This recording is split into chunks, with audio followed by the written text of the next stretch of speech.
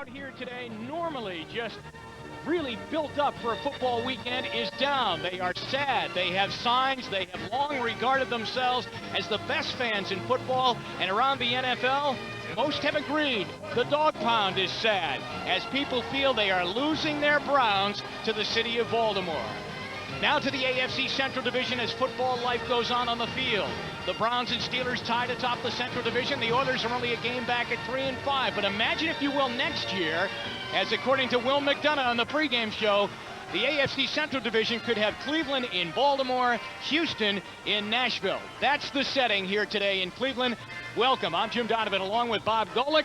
And Bob, you grew up in Cleveland. I'm sure you were a Browns fan growing up here. You played as a Cleveland Brown. You can know what these fans are going through. Well, Jim, coming into the city last night, yesterday, trying to be objective about this whole thing was one thing. Coming to the stadium this morning, feeling the emotion that I've felt from my days playing here, living in this city, seeing the faces of the fans, it's an incredible letdown. The Cleveland Browns had this incredible relationship with the fans. The Browns had brought respect to the city, pride to the people of Cleveland, and the Browns players fed off that fan support. But now the players have to get on going here today. Head coach Bill Belichick has told his team, as Will McDonough pointed out during the NFL on NBC pregame show, we are moving.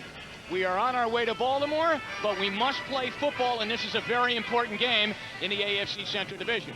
Jeff Fisher told us last night that he knows what Bill Belichick is going through because during the preseason, these same type of talks concerned his team with the Oilers moving to Nashville. Weather is cold here in Cleveland today, 36 degrees at game time. The Browns kick off as now we play football here today. It goes short and it's picked up by Marion Butts of the Oilers, and he carries out over the 30 and booms his way out to the 33-yard line. Chris Chandler and the Houston Oilers offense will be out on the field first as we take a look at the offensive line. One change. David Williams is out with a bad back at right tackle, so Irv Eatman takes his spot. Chandler's in there with McNair and Butts. The rookie Chris Sanders out of Ohio State is at one wide receiver spot, along with Hayward Jeffries. Then when they go to three wide, Frank Wycheck comes in at a tight end. Malcolm Sebrin will be the other wide receiver in the three wide set.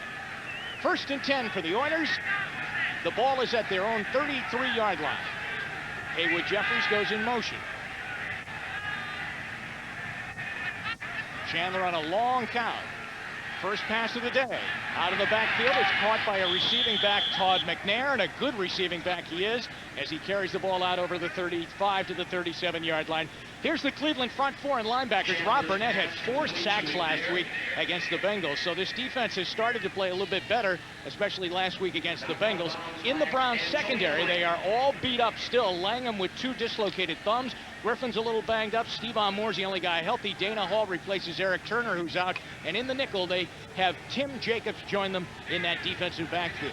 2nd down and 5 for Houston. The ball is at their own 38-yard line.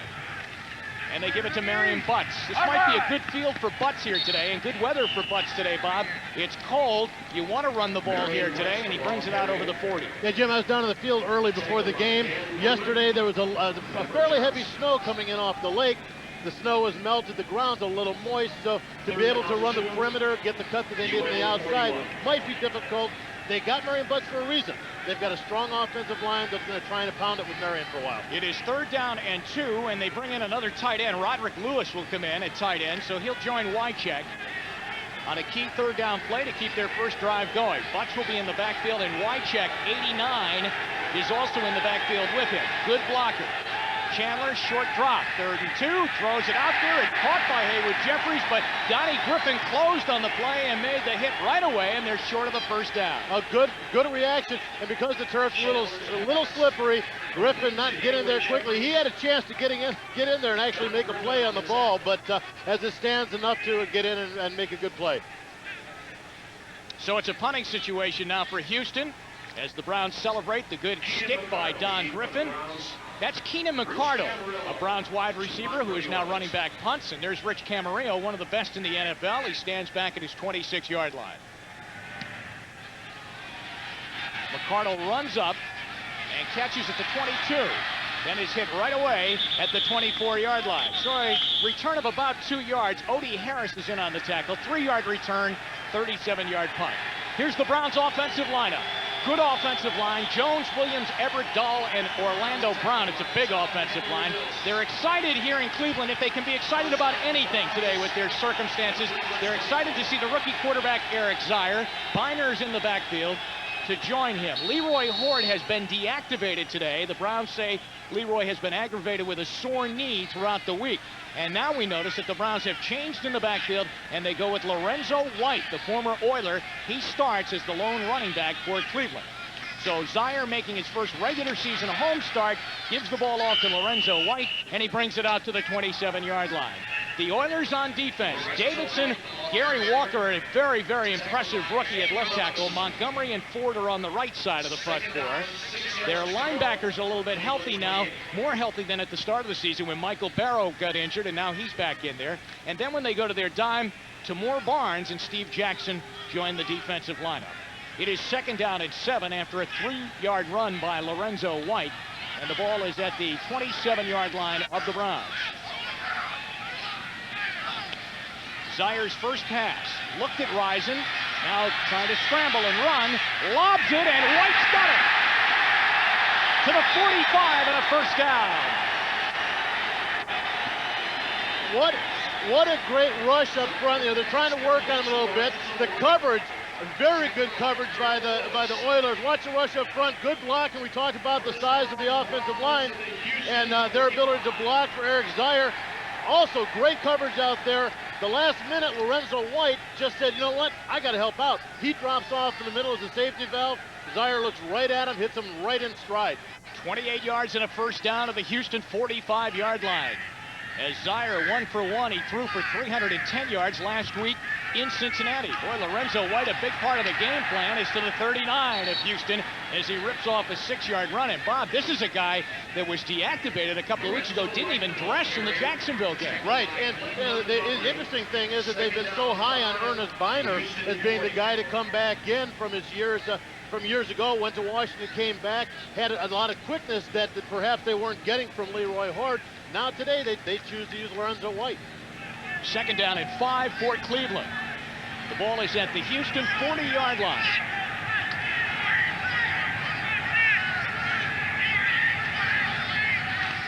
Again, they're going to go to Lorenzo White. And he is brought down after a short gain of about 3 yards, so they'll come up 3rd down and short as he's down to the 37-yard line. Chuck Cecil, who was with the Browns throughout training camp and almost made the team, he was kept around for a long period of time because Eric Turner's long holdout, and Cecil really a big hitter and a possessed kind of guy, I guess, in the locker room before a game. Remember, he was the guy that was fined $25,000 for that hit a couple of years back. The league said, hey, you're out, but if you ever come back into the league, we're going to assess that fine. So the first couple of games for the Houston Oilers this year, they made about $600 a game. They actually went back and assessed the fine from years ago. 3rd and 2, White will get a first down as he's down near the 31-yard line of Houston, where the rookie Gary Walker brings him down along with Chuck Cecil. Well, one of the things that you're going to see today, they're missing Ray Childress up front. They feel that they've got some extra support and a young guy, Gary Brown, who's been able to step in and make some plays. They also have Glenn Montgomery working up front. But anytime you lose a veteran leader like Ray Childress, you're going to have the guys going to be looking around to each other to make sure they're all on the same page. Jeff Fisher can't like what's going on here, and Chuck Cecil in the Oilers secondary is being forced to make a lot of tackles. The Browns having a little trouble at the line of scrimmage getting the play called. Lorenzo White has all 44 of Cleveland's yards so far in their initial drive. Zier flushed, and he'll throw it away. And that's a smart play. Well, Blaine Bishop, one of the favorite people they love to blitz. The Houston Oilers love to blitz Bishop. They bring him in, but one of the things they're doing on the offensive side of the ball to keep Zier protected is they do a lot of the short roll things. They get him just out of the pocket. The offensive line knows where he's going to be, but they're able to, that way it takes away some of the upfront push of the defensive rush guys. It is 2nd and 10 now for the Browns at the Houston 32-yard line. Now Lorenzo White checks out, and Ernest Biner is in for his first play of the afternoon. And this play looks very, very sloppy getting going, and in fact it will not get going. Yeah. People were leaving as the wide receiver spot. It doesn't look like everybody had the count. Yeah, Andre Rison decided to get a little head start, but you know, he's way over to the sidelines. They thought maybe they wouldn't see him. False start, offense number 87 prior to the snap, 5-yard penalty, Repeat second down. That's Gary Lane, our referee today, and that's the game's first penalty with 9:10 to go here in the first quarter. You can see the right side down to the bottom of your screen. You can see Keenan McCardle and Andre Rison on top. Both guys doing a little bit, getting off a little bit early. Bill Belichick says that Zaire's the kind of guy that will go in the huddle and say, hey, listen, the snap count was 2. Let's get it right. So even though he's a rookie, he's not bashful about telling his players what he wants. Biner's wide open out of the backfield. He'll come up. Dishman will hit him out of bounds at the 29-yard line of Houston. Well, you know, that's the type of back that Ernest Biner had developed into. After his years here in Cleveland, when it was Ernest Biner and Kevin Mack both rushing for 1,000 yards apiece, he became a third down out of the backfield type of guy. He told me, he goes, you know, I really would rather be a guy who runs the ball, but I like the fact that I have the versatility to be able to do a lot of things. Ernest Biner is a guy that has had 2 runs here in Cleveland. And when we were talking to him about the possible move of the team to Baltimore, he said, boy, I'll tell you what, it's his first run during the mid-'80s. This was the place to play. Browns fever was so intense sometimes you didn't want to even leave the house. That's how much of a love affair it was between the fans and the players. Zaire steps, throws, and Rico Smith has it for a catch at the 19-yard line, and that will be a Cleveland first down. He has stepped up through all of these injuries to wide receivers and become a good one. Right, we've lost guys like Derek Alexander, you know, a lot of these guys injured. Rico just getting back quietly, covered by Tomu Barnes pretty closely, and Chuck Cecil coming up over the top. But a nice throw, and that's one of the things that they like about Zaire. They like the fact that he is an accurate passer. He's able to thread the ball in there quite accurately between coverage men. A change for the Browns on their offensive middle now. At center is Wally Williams, and Steve Everett is on the bench for the Browns right now. 1st and 10 for Cleveland at the Houston 19. Little reverse coming to Rison from Biner. Zaire gets a block, and Rison is to the 15-yard line. This Zaire does it all. Well, that's one thing I don't think the coaches want to see him doing. But they decided to come with the reverse. Watch 92, and you're going to see him come up. Henry Ford come up. Zaire decides he's going to go back and make a block on him, and not just get in his way, but he put the helmet to helmet.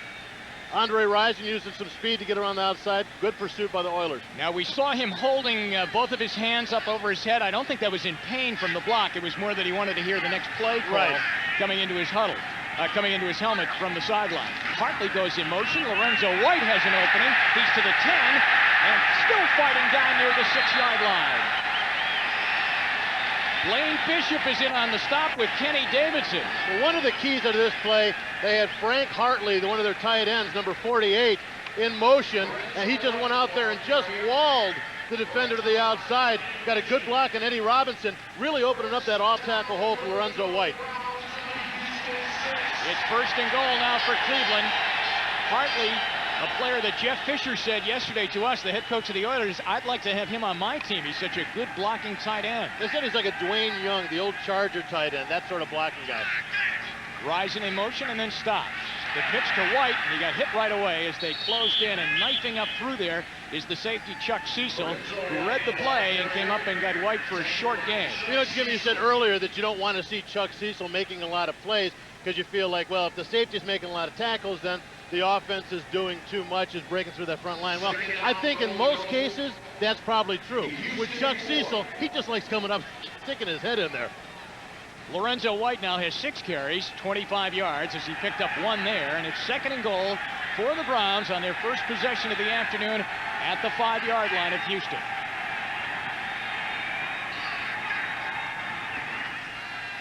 Zaire looks, touchdown, Andre Rison!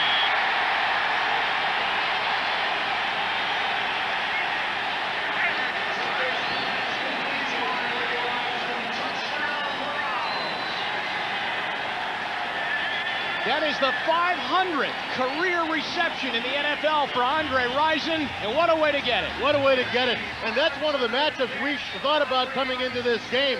Chris Dishman, the Oiler cornerback, up against Andre Rison, who really had such a slow start here in Cleveland early on. People are going, was this a $12 million decoy that we picked up? But last week with Eric Zaire really came alive, and one of the things you talked about was his accuracy. You saw it there in that throw.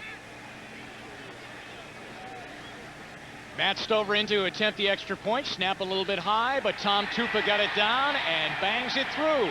Andre Rison completes a very nice opening drive as Eric Zier will throw the touchdown pass to Andre Rison. So the Browns lead it by a score of 7-0 over the Houston Oilers. You're watching the NFL on NBC.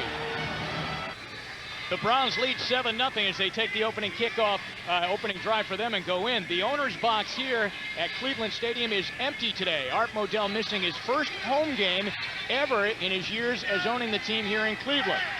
The only person in the box now are statisticians, who has put a little note up there.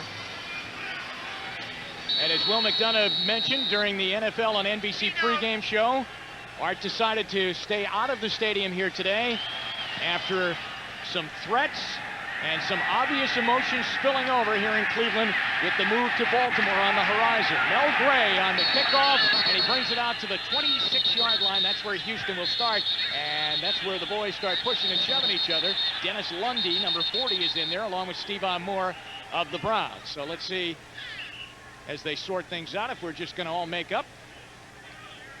Referee Gary Lane. Andre Rison with the touchdown catch from Zier. And we'll be right back with more here from Cleveland. This is the NFL on NBC.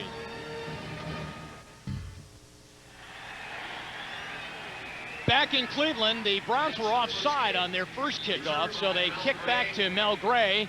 And on the penalty assessed, then they kick off again. An 8-yard return by Grain. Nice job done by Bashan Adams, who just joins the Browns this week. And it's first and down, 1st and 10 for the Oilers. The ball is at the 25-yard line. They trail in the game by a score of 7-0. But Bob, what a great drive by Eric Zier. Great drive by Zier. You know, they're amazed that this guy is a rookie, at the way he is able to go out there and just take control of that offense. 1st and 10 for the Oilers at their own 25-yard line. Chandler pitches. They might fake a reverse, and that's what they do. And on the carry, it's Rodney Thomas, the rookie, brings it out over the 40, near the 41-yard line. That will be a first down for the Oilers. Remember, the Browns pulled the reverse to Andre Rison, and this one, the Oilers fake one for 16 yards. Well, Antonio Langham, as the Oilers had come in motion, Langham had moved back off the ball. When he anticipated the reverse, he stayed back off, looking to get an angle, which gave the Oilers just a little bit more running room before Langham had a chance to come up and make a play. Langham playing with the 2 dislocated thumbs. He was flagged for 3 pass interference calls last week. Thomas carries again and hits out over the 40, near the 44-yard line. Well, we're seeing a little bit more diversion today than we have. We expected to see a lot of pit work like we saw just in this last play. But you've got 2 very strong offensive lines, a very large line with the Cleveland Browns. But on the other side of the ball with the Houston Oilers, they bring in a Pro Bowl player and Mark Stepnoski at center. They've got guys like Bruce Matthews, Hopkins, they've got a left tackle. So they've got a lot of guys who have had a lot of experience and have been told that they are expected to do very well. 2nd down and 8. Play action fake by Chandler to Thomas. Now he unloads it back to Thomas, and Pepper Johnson is there to bring him down at the 45-yard line with Carl Banks coming over the top to help out. Well, Pepper Johnson and Carl Banks just kind of sitting down underneath. They tried to drive most of the coverage people off with tight end. You see Roderick Lewis over on the right. All the receivers driving up along the sides to clear the underneath out. Linebackers Banks and Pepper Johnson both staying home and making a nice play. And it's 3rd down now coming up for the Oilers. Pepper Johnson lining up in the middle of that Browns defense. 3rd and 3. The Oilers on their first drive of the game failed on a 3rd and 2. Todd McNair is in the backfield with Chandler. He fumbled the ball, picked it back up, does Chandler, and then rifles one to Jeffries and a flag. And this one will go on Don Griffin, who came right up over the top. Well, one of the bad things about the footing out here is sometimes if you're trying to close on the receiver, he knows where the ball's coming. He's got his footwork correct and trying to time himself up to get the ball. Griffin on the other hand, trying to recover, catch up, got a little bit over the back of Haywood Jeffries. Pass interference, defense, number 28, 1st down.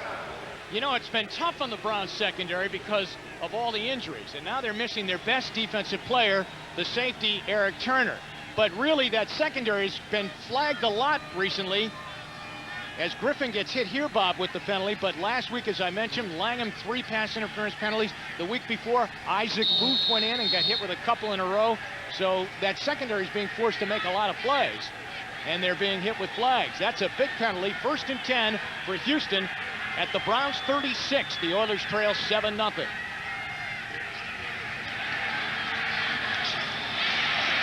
And it is caught by Roderick Lewis, and the ball is inside the 30 at the 29-yard line. Very interesting formation for the Houston Oilers, who just 2 years ago were run and shoot. We see him come up in a one-back formation with 2 tight ends. Wycheck on one side, set on the line of scrimmage. Lewis set on the other side. Wycheck obviously being the guy who is the more of the run blocker of the two. It will be 2nd down and 3. Chandler now perfect on the day, 4 for 4, 17 yards passing.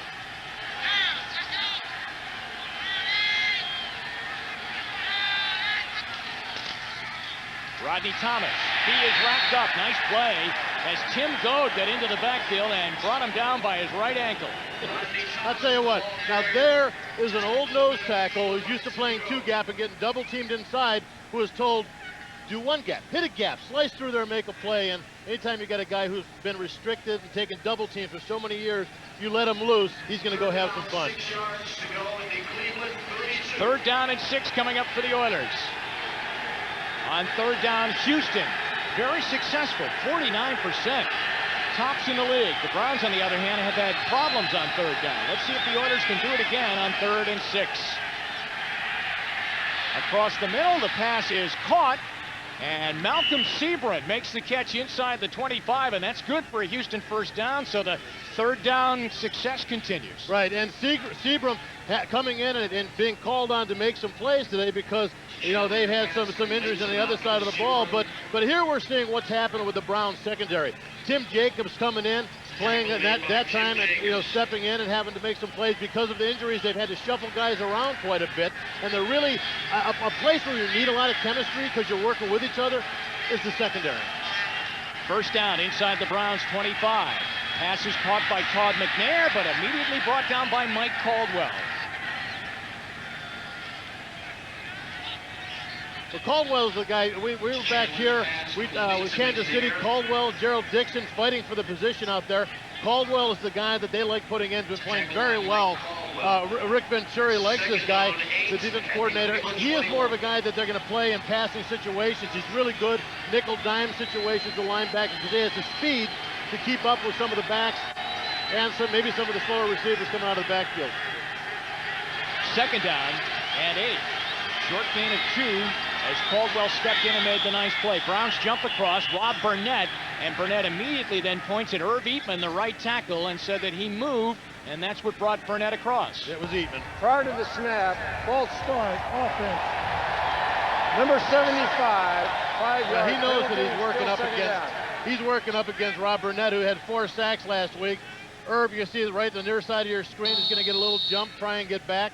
Just twitches enough, but if the ref catches that, defensively you got to go in there and point at him. At least try and sell your case. Now remember, Eatman is starting today for David Williams, who is out and deactivated. He has a sore back. 2nd down and 13 for Houston, back at the Browns' 27-yard line. 20 seconds to go here in the 1st quarter. Chandler looks across the middle. It's incomplete. Coming through to knock the ball away is Stevan Moore.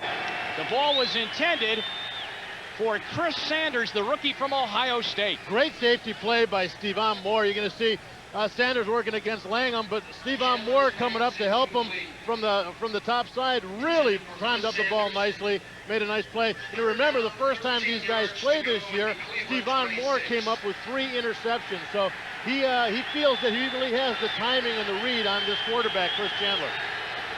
3rd down and 13.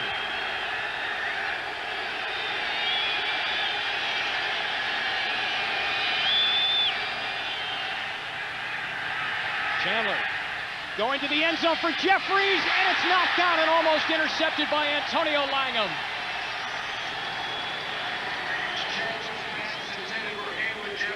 It has to be difficult for Langham to hold on to the football because of the thumb injury. Let's see, at the right side of your screen, you're going to see him coming across the middle.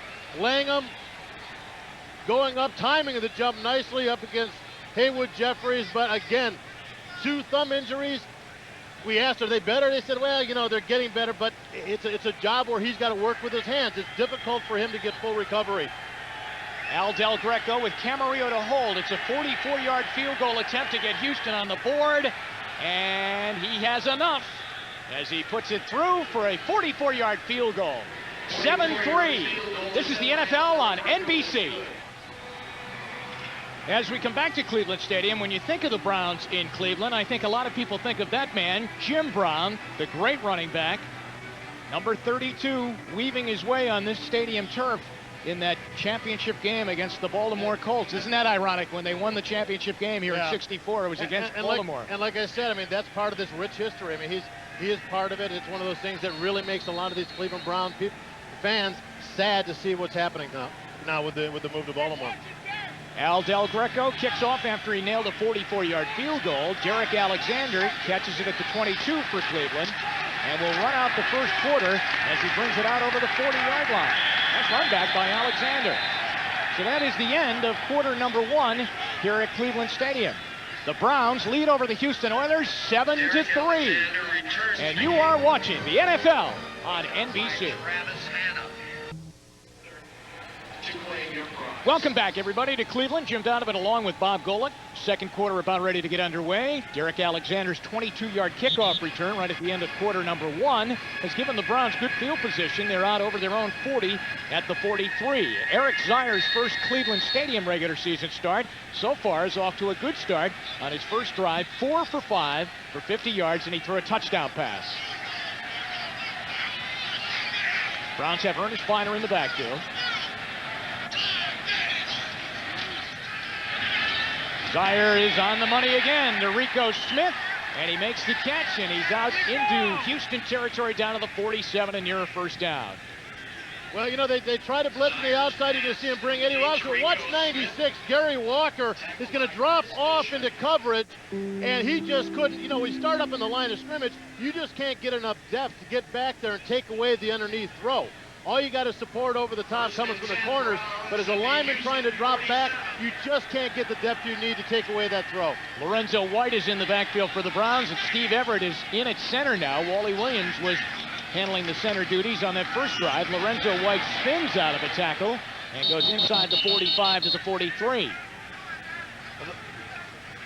Well, that was all Lorenzo White. Gary Walker slashing through to take away his initial cut. Lorenzo White spinning out of it. But one of the keys right there, Steve Everett, I don't know if he went out because of injury or whatever, but he came back a little motivated, got really good push-up in the center of that line. Lorenzo White so far, 7 carries for 30 yards, so he is off big. Maybe they're hoping that going up against his old team, perhaps he'll be a little extra motivated. Second down and 6. Ball is at the Houston 43. Zier to throw again. Up in the air, a little bit too tall for Rico Smith at the 32-yard line. Zier's debut last week in Cincinnati was just exceptional, and it came at a good time. But let's measure it up against other Browns rookie quarterback starts. And he's the best. He's the best. Bernie Kosar, obviously one of the most popular quarterbacks they've had here.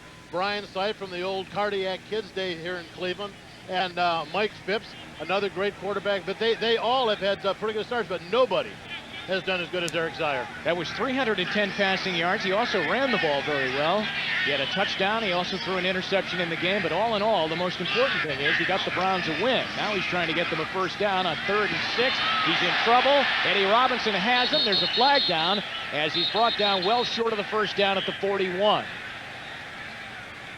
Well, Jeff Fisher told us, we asked him about Zier versus Vinny Testaverde, and one of his comments is that you really have to worry about Zier. Maybe when he goes back there, if he feels the pressure, he won't hesitate to run with the ball. Whereas Vinny, he'll move around in the pocket a little bit, continue to look for the receiver, whereas Zier is going to actually go. So it puts a little bit more pressure on the coverage people to stay back and stay in their coverage. Let's sort out the flag with Gary Lane.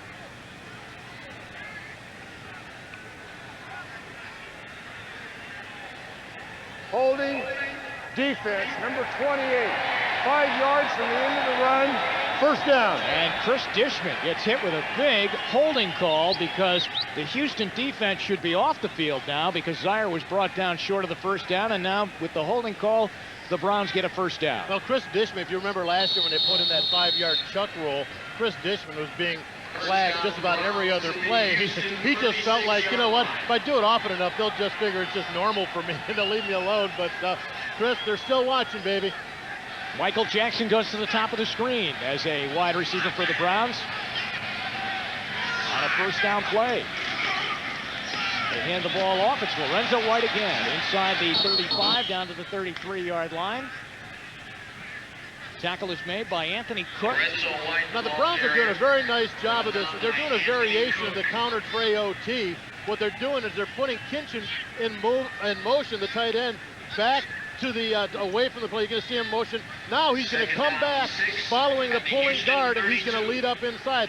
Whereas that would normally be the backside tackle following the guard. They're using Brian Kinchen, the tight end, as the second man coming through the block and open the hole for Lorenzo White. The ball is 2nd down and 6 at the Houston 32. The backfield now is an I formation for the Browns. That's Tommy Bardell going in motion here, shifting, and Ernest Biner shifting up.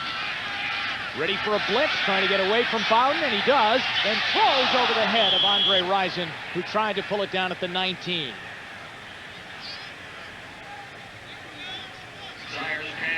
Well, they're starting to bring some linebackers. You're going to watch them come up the middle, bringing Eddie Anderson on the up the middle. They're bringing Joe Bowden on the outside, trying to use a little bit of different look with the blitzers. Now you're going to see Rison working on the outside against Dishman. Again, the footing a little tenuous, but one of the things Jeff Fisher told us, we've been blitzing Blaine Bishop so much that when he comes up, they immediately check off. He goes, now we're going to leave Bishop back. We're trying to leave them in their normal play and try and blitz some other people. On 3rd and 6. Zaire looking, Rising's open, and then closing in to knock the ball away very late was Chris Dishman, who may have picked up that penalty flag earlier, but he comes up with a big play there. Well, they tried to get some indecision on the on the Oiler defense that time. They had three receivers all going up in the same area, breaking at different angles and different distances.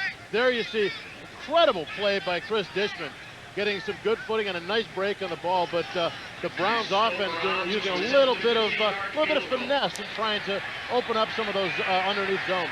Jeff Fisher, I think, trying to get his team pumped up here to try and get a hand on this 50-yard field goal attempt by Matt Stover, who has hit 13 in a row.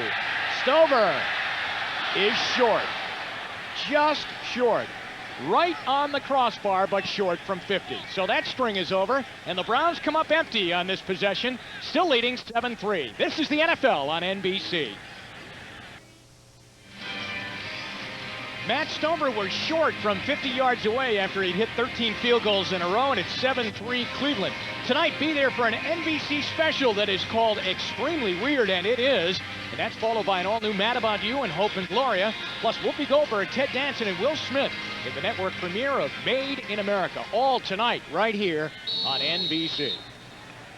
7-3 Cleveland with the lead. First and 10 Oilers at the Houston. The ball is at the 40-yard line. You know, when you miss from that area, you have great field position, and now total yards in the game. Lorenzo White outgaining Houston. A good start for White, his old team, the Oilers. Little bootleg here by Chandler. Got away from Anthony Pleasant and finds his man as he catches Frank Wycheck. And Wycheck brings it down to the 46-yard line, a 14-yard play, and Steve Moore knocked him out. Well, Chandler didn't fool anybody, didn't fool Pleasant anyway with the bootleg play action. Came up, and but good awareness by Chris Chandler, and just stepping up just enough. And you know that shows a quarterback that really has some control back there. He doesn't panic. He doesn't start getting real happy feet and running all over the place. All he did was take a step and a half up in front of Pleasant, threw the ball. Chandler again, down the middle. There were two men open, so he chooses Haywood Jeffries at the 26. He had Jeffries and Wycheck both standing there. You want it? I'll take it. Good choice. If you're going to throw it to one of them, throw it to Jeffrey. He's the guy that's going to make it. You see him come in from the left side of your screen here. Both guys, Wycheck, just confused, going, hey, I thought it was coming to me. I think he thought the ball was way underthrown, but Jeffries right there for the catch. Two big pass plays now has the Oilers down at the 26 of Cleveland and a first down. Rodney Thomas is in the backfield with Wycheck behind Chris Chandler. Thomas will get it and pushes the pack down near the 21-yard line, close to a 4-yard gain. Thomas has had some fumbling problems in his rookie year with the Oilers. The tackle made by Tim Goad, but they have worked with his mechanics, Jerry Rome said, in particular getting his fingers around the point of the football so he hangs onto it and pressing it against his ribs. Right. He would get a hold of the ball and just have most of his fingers underneath, his thumb over the top. He said when the guys hit him, the ball would squirt up. He has to spread the fingers over the point of the ball to keep it from getting loose to the top. 2nd and 5 for Houston. Thomas again. And he gets down near the 16 of the Browns. Well, nice cutback, but that one was really opened up by Kevin Donnelly, number 77, came up and was blocking on Pepper Johnson. Pepper just got right into Pepper's chest and kept him from getting anywhere near the line of scrimmage, giving the back plenty of room to gain some yardage. We are 7-3 here in the second quarter. The Browns leading over the Oilers. You have seen the scores flash by here on this Sunday in the NFL. 9:55 left to go here in the first half. Marion Butts is in the backfield for the Oilers. He gets it on 3rd and short, and he gets inside the 15-yard line. That will be a Houston first down. And Marion Butts, they brought in a little bit earlier in the season. Really, they didn't feel like he'd have that much of too much of a problem adjusting to this system. He spent the camp with the 49ers, didn't fit in there after coming out of New England. But the system here was very similar to what he dealt with in San Diego when he was during the glory days when he was teamed up with Rod Bernstein. First down near the 14 of the Browns. The Houston drive started at their own 40 after a missed field goal by the Browns, and the Oilers are moving, trying to take the lead, down 7-3. Chandler in trouble. He can race out of there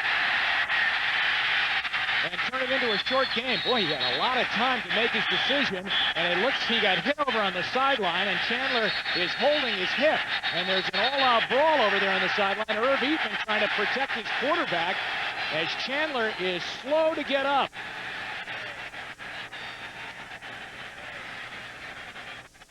Well, this has not been one of those non-physical seasons for Chris Chandler.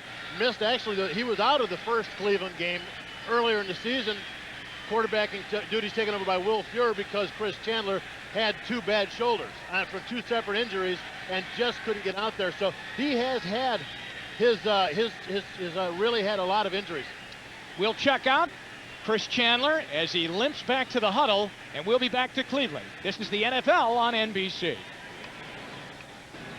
Let's check out the Chris Chandler scramble and what happened on the far sideline, Bob. Louis Riddick came in right at the end and got a shot on Chris Chandler as he was a little bit vulnerable. I don't think that it was the hit because we don't see that much of a contact when he actually makes the hit. But watch Chandler, he lands on his right hip. And as he gets up, he goes and reaches right back for that. So it looks like he may have actually bruised, like a deep muscle bruise when he actually hit the ground. Because I don't think the hit from Riddick was that big of a hit. Now also injured was Sanford Rivers, our head linesman for today, as he went down on the play too, and he is heading off. Louis Riddick, who made the hit on the sideline, there was no flag on the play. No. And it is 2nd down and 9. All of that scrambling and running around by Chandler, and he got 1 yard on the play. So the ball is inside the 15 at the 14-yard line. 7-3 Cleveland in the lead. Chandler, a little shovel pass and a lot of traffic. That's a dangerous spot, and Rodney Thomas made the catch, and he'll actually lose a yard with Rod Burnett coming from the outside and then going into the middle and making the play. Well, Rod Burnett coming from the outside, but also Larry Webster, number 79, getting good push up on the inside. And, you know, that when you're trying to drop off that little shovel pass, you've got to have a little bit of space between you and the oncoming lineman. Either that or get it past them, but there was nothing there. He threw it right to Thomas, right into a whole bunch of traffic. It's 3rd down and 12 at the Browns 16. And we'll have to watch Chandler and see how mobile he is now after taking that hit on the sideline and coming up with a sore hip. He steps into this throw and has it down near a first down. It should be 1st and goal as Malcolm Sebring made the catch at the 2. Well, Sebring being covered by Mike Caldwell. We talked about Caldwell before as being the linebacker on the right side of your screen. dropped back in his zone and was going to react out. Seabram starting in, breaking it back out. And when you're talking about a linebacker versus a wide receiver and some of the little quick moves out there, the wide receiver is going to win every time. Well, what are the Oilers like inside the 20? 22 times they've been down there, as we see in the graphic. They have done pretty darn good. 10 TDs, 7 field goals, 7 for 7. But 4 turnovers, so they have to hang on to the football. And look, he juggled it on the exchange there. He's being chased by Riddick, and Chandler got away and goes in for the touchdown for the Oilers. Louis Riddick had him right at his fingertips, but Chandler got away and goes in for the score. Now, Riddick came from the backside as Chris Chandler started to sprint out. You're going to see him sprint, going to the top of your screen.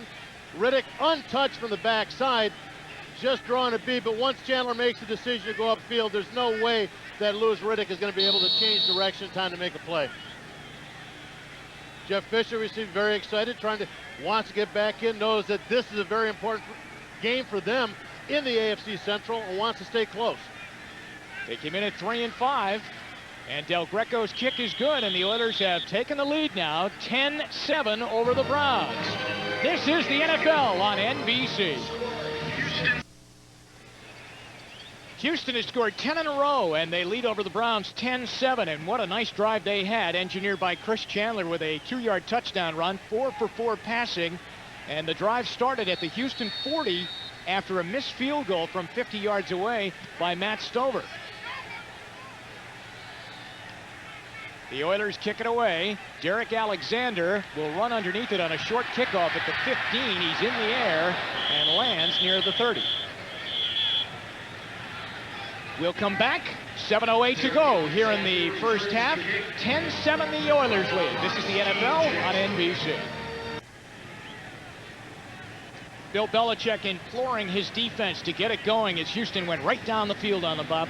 Right, and Bill Belichick basically taking over that defense early in the season. Defense coordinator Rick Venturi went out with some heat-related stress in the preseason.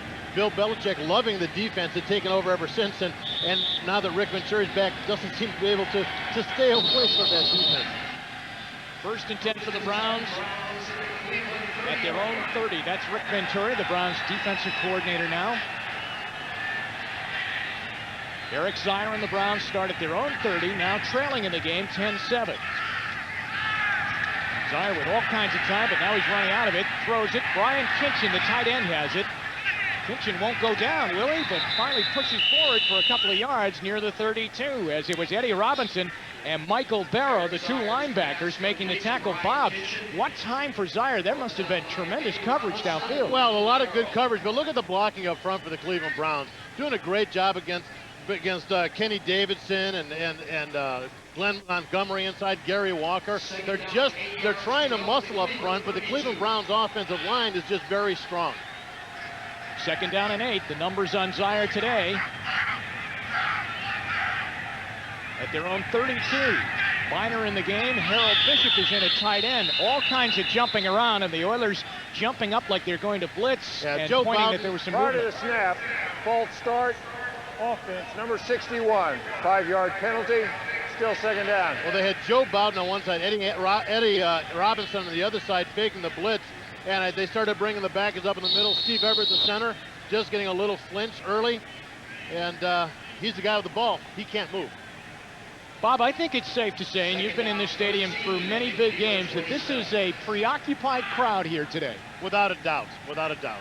Not a typical Cleveland Browns home game here today, and how could it be with the talks of the team moving to Baltimore? Zier now, after the penalty, gives it to Biner, and he'll struggle to get the penalty yardage back. He's short of the 30, and it will be 3rd and long.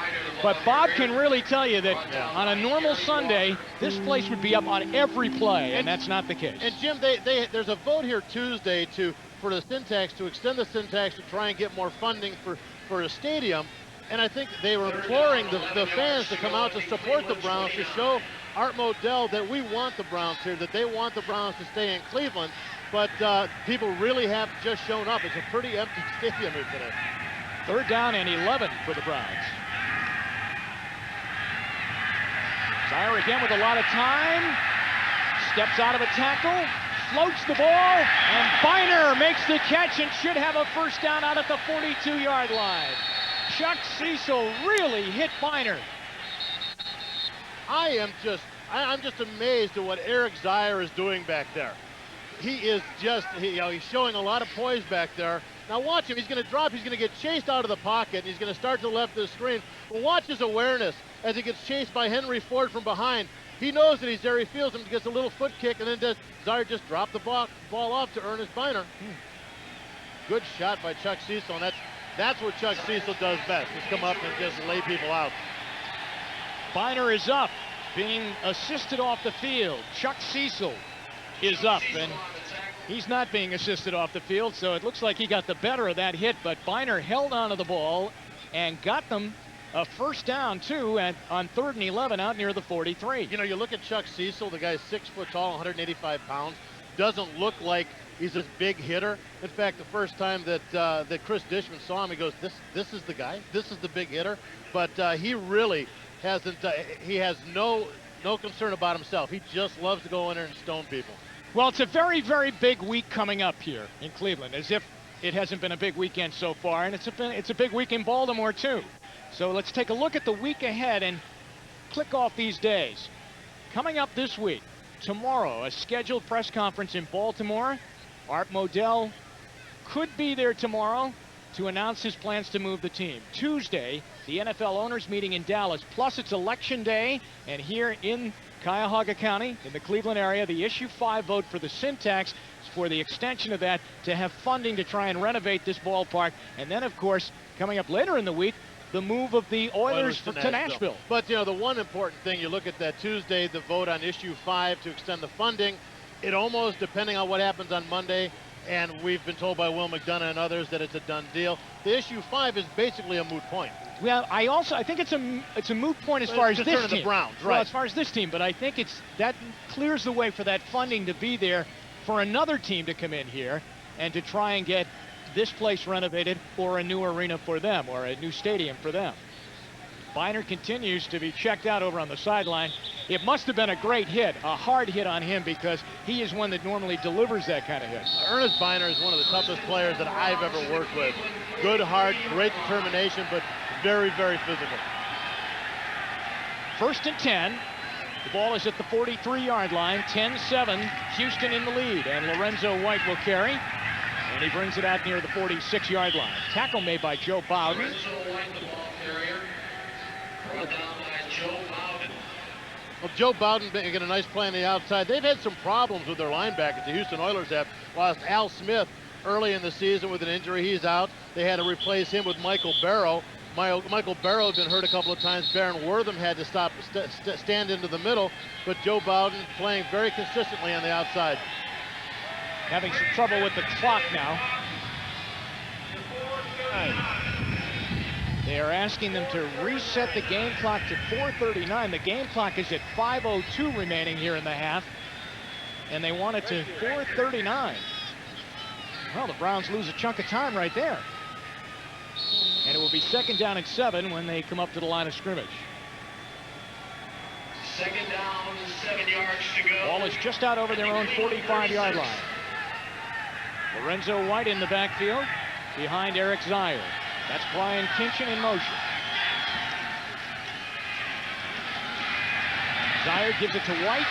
White is brought down near a first down. Tackle is made on the play by Michael Barrow as he gets to the Houston 48-yard line. You know, the Cleveland Browns are really looking to the short game. And watching Eric Zier when he goes back to pass, he's just giving a quick glance to the wide receivers. He's not really looking deep for that length for very long. I mean, he really quickly goes from the receivers to his little safety valve to his check guy, that time being Lorenzo White. 3rd down, 1 yard to go. 3rd down and 1. 3:45 remaining here in the half.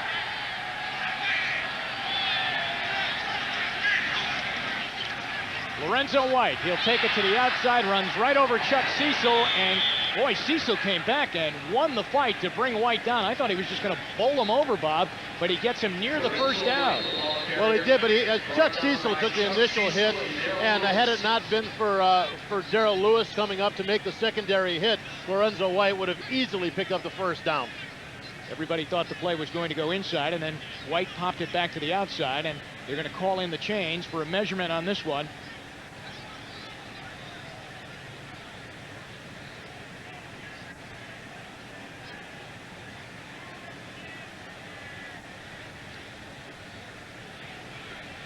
He's going to give it to them. First down for the Browns. And now they've come up with 2 critical third down plays. 3rd and 11. Zaire floated the ball to Viner, and then this run. Now we're going to see Kinchy getting a block on the outside, but Chuck Cecil coming up. White making the initial hit. Darrell Lewis basically the one that got the hit. It almost stopped him from getting the first down. But again, Chuck Cecil just a guy that loves to get mixed up in the fray. Well, I'm sure he really is pumped up for this game, too, because the Browns released him just before the start of the season, but allowed him the opportunity to hook on with Houston, and he was snatched right up. White, a run, hit hard. Bowden's there.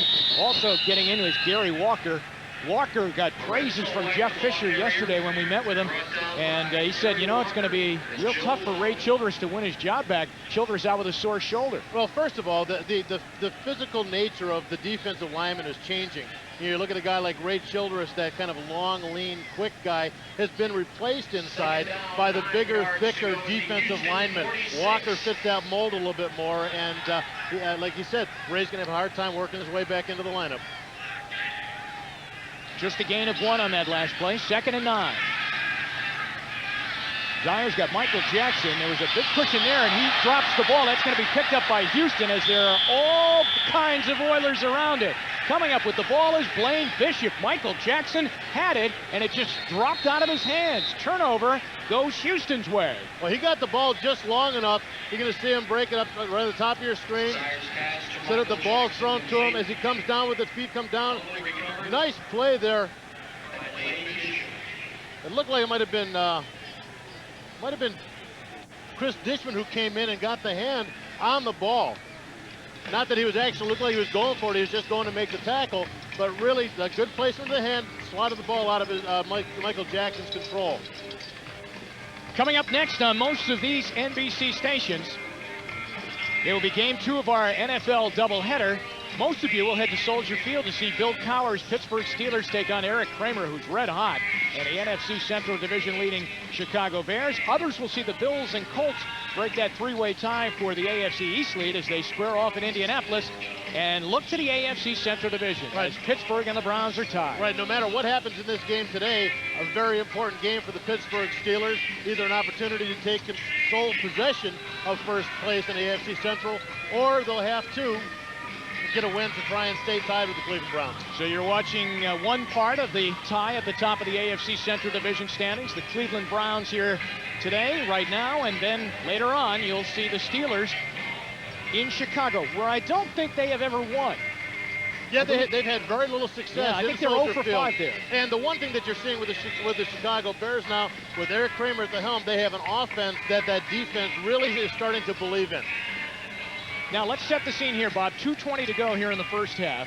Houston leading 10-7. I'm sure they want to go into their 2-minute drill here. They have all of their timeouts remaining here in the first half, and they don't want to see the Browns get any more time possessing the football. They want to go down, get some points, but also hold on to the football. Right. Chandler will definitely, I'm sure they'll try and run the ball. They would love to get more points on the ball. They will, on the board. They will run the ball a little bit, but I would imagine they're going to stay with the short pass. They're going to drop the ball off to Wycheck. They'll probably hit even like Haywood Jeffries on a short pattern, but they're going to want to keep it out of the hands, low percentage interception throws.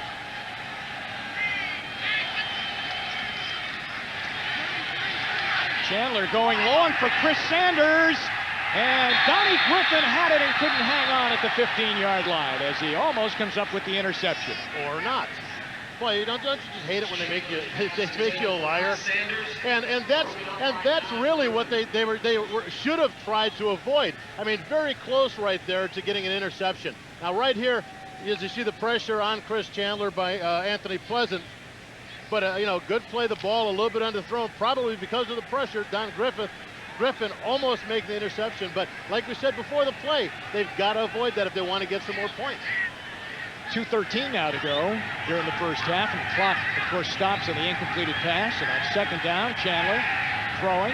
It's caught by Todd McNair, and he's out near a first down with Pepper Johnson chasing him out into the Houston bench. As we come up near the 2-minute warning, clock stops, though, even out of bounds with 2:08 to go. Well, you got to figure that the Houston Oilers lined up and said, you know what, they're going to expect us to throw the short pass, drop it off to McNair, drop it off to Wycheck, just move the ball down with a ball control type of offense. Hey, let's try something a little radical on that first throw and go for the long one. As they come up to the line of scrimmage, they'll be halted because we are at the 2-minute warning here in the first half. And the Houston Oilers on the drive, leading by a score of 10-7 over the Browns here at Cleveland Stadium. 2 minutes to go here in the first half, and you're watching the NFL on NBC. At the 2-minute warning here at Cleveland Stadium, the Oilers in the lead 10-7. And remember, coming up, it's the Domino's Pizza NFL on NBC halftime report with Greg Gumbel, Mike Ditka, Joe Gibbs. They'll have all the news, scores, and highlights of today's action around the league. A preview of that Pittsburgh-Chicago game from Soldier Field. Plus, Will McDonough will have an update on the Browns situation and their move to Baltimore.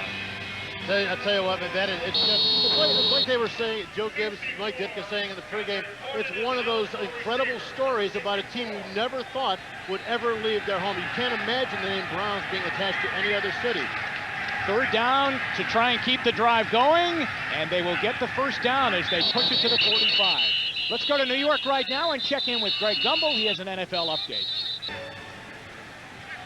Thanks, Greg. 1:30 to go, clock running. First down for Houston. 10-7 they lead. Catch by Chris Sanders. Pushed out of bounds by Antonio Langham. He's at the 40-yard line. Chris Sanders has been a big player for the Houston Oilers this year. A young guy, a rookie coming in out of Ohio State. One of a few Ohio State rookies that have made very big impact. Him here, Chris Sanders here in Houston, Joey Galloway in Seattle have come in and did an incredible job in the passing game. Second down 5.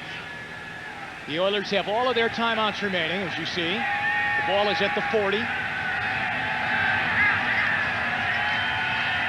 Anthony Pleasant trying to get there in the corner, but not before they unload the pass. And Malcolm Sebrin makes another catch, his third of the afternoon. He's got a first down, goes out of bounds at the 27-yard line. Tim Jacobs got him.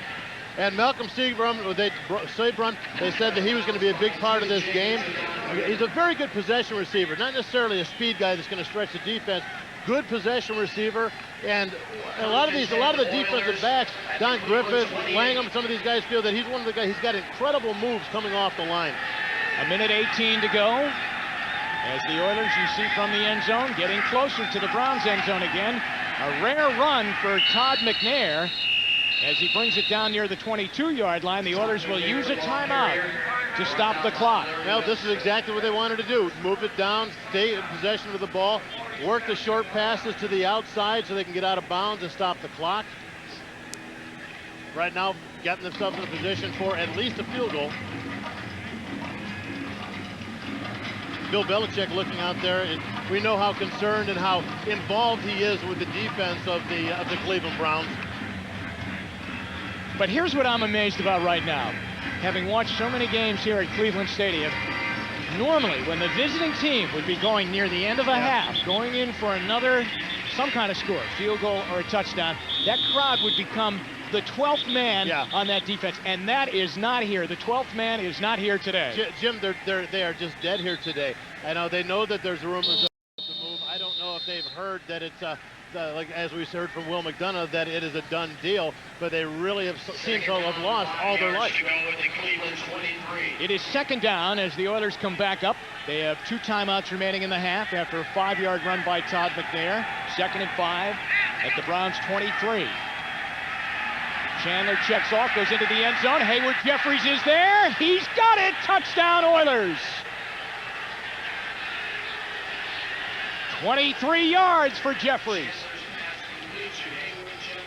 Well, he wanted to. Wycheck had broken short into about an 8-yard out route out in the flat. Chandler wanted to get the ball to him.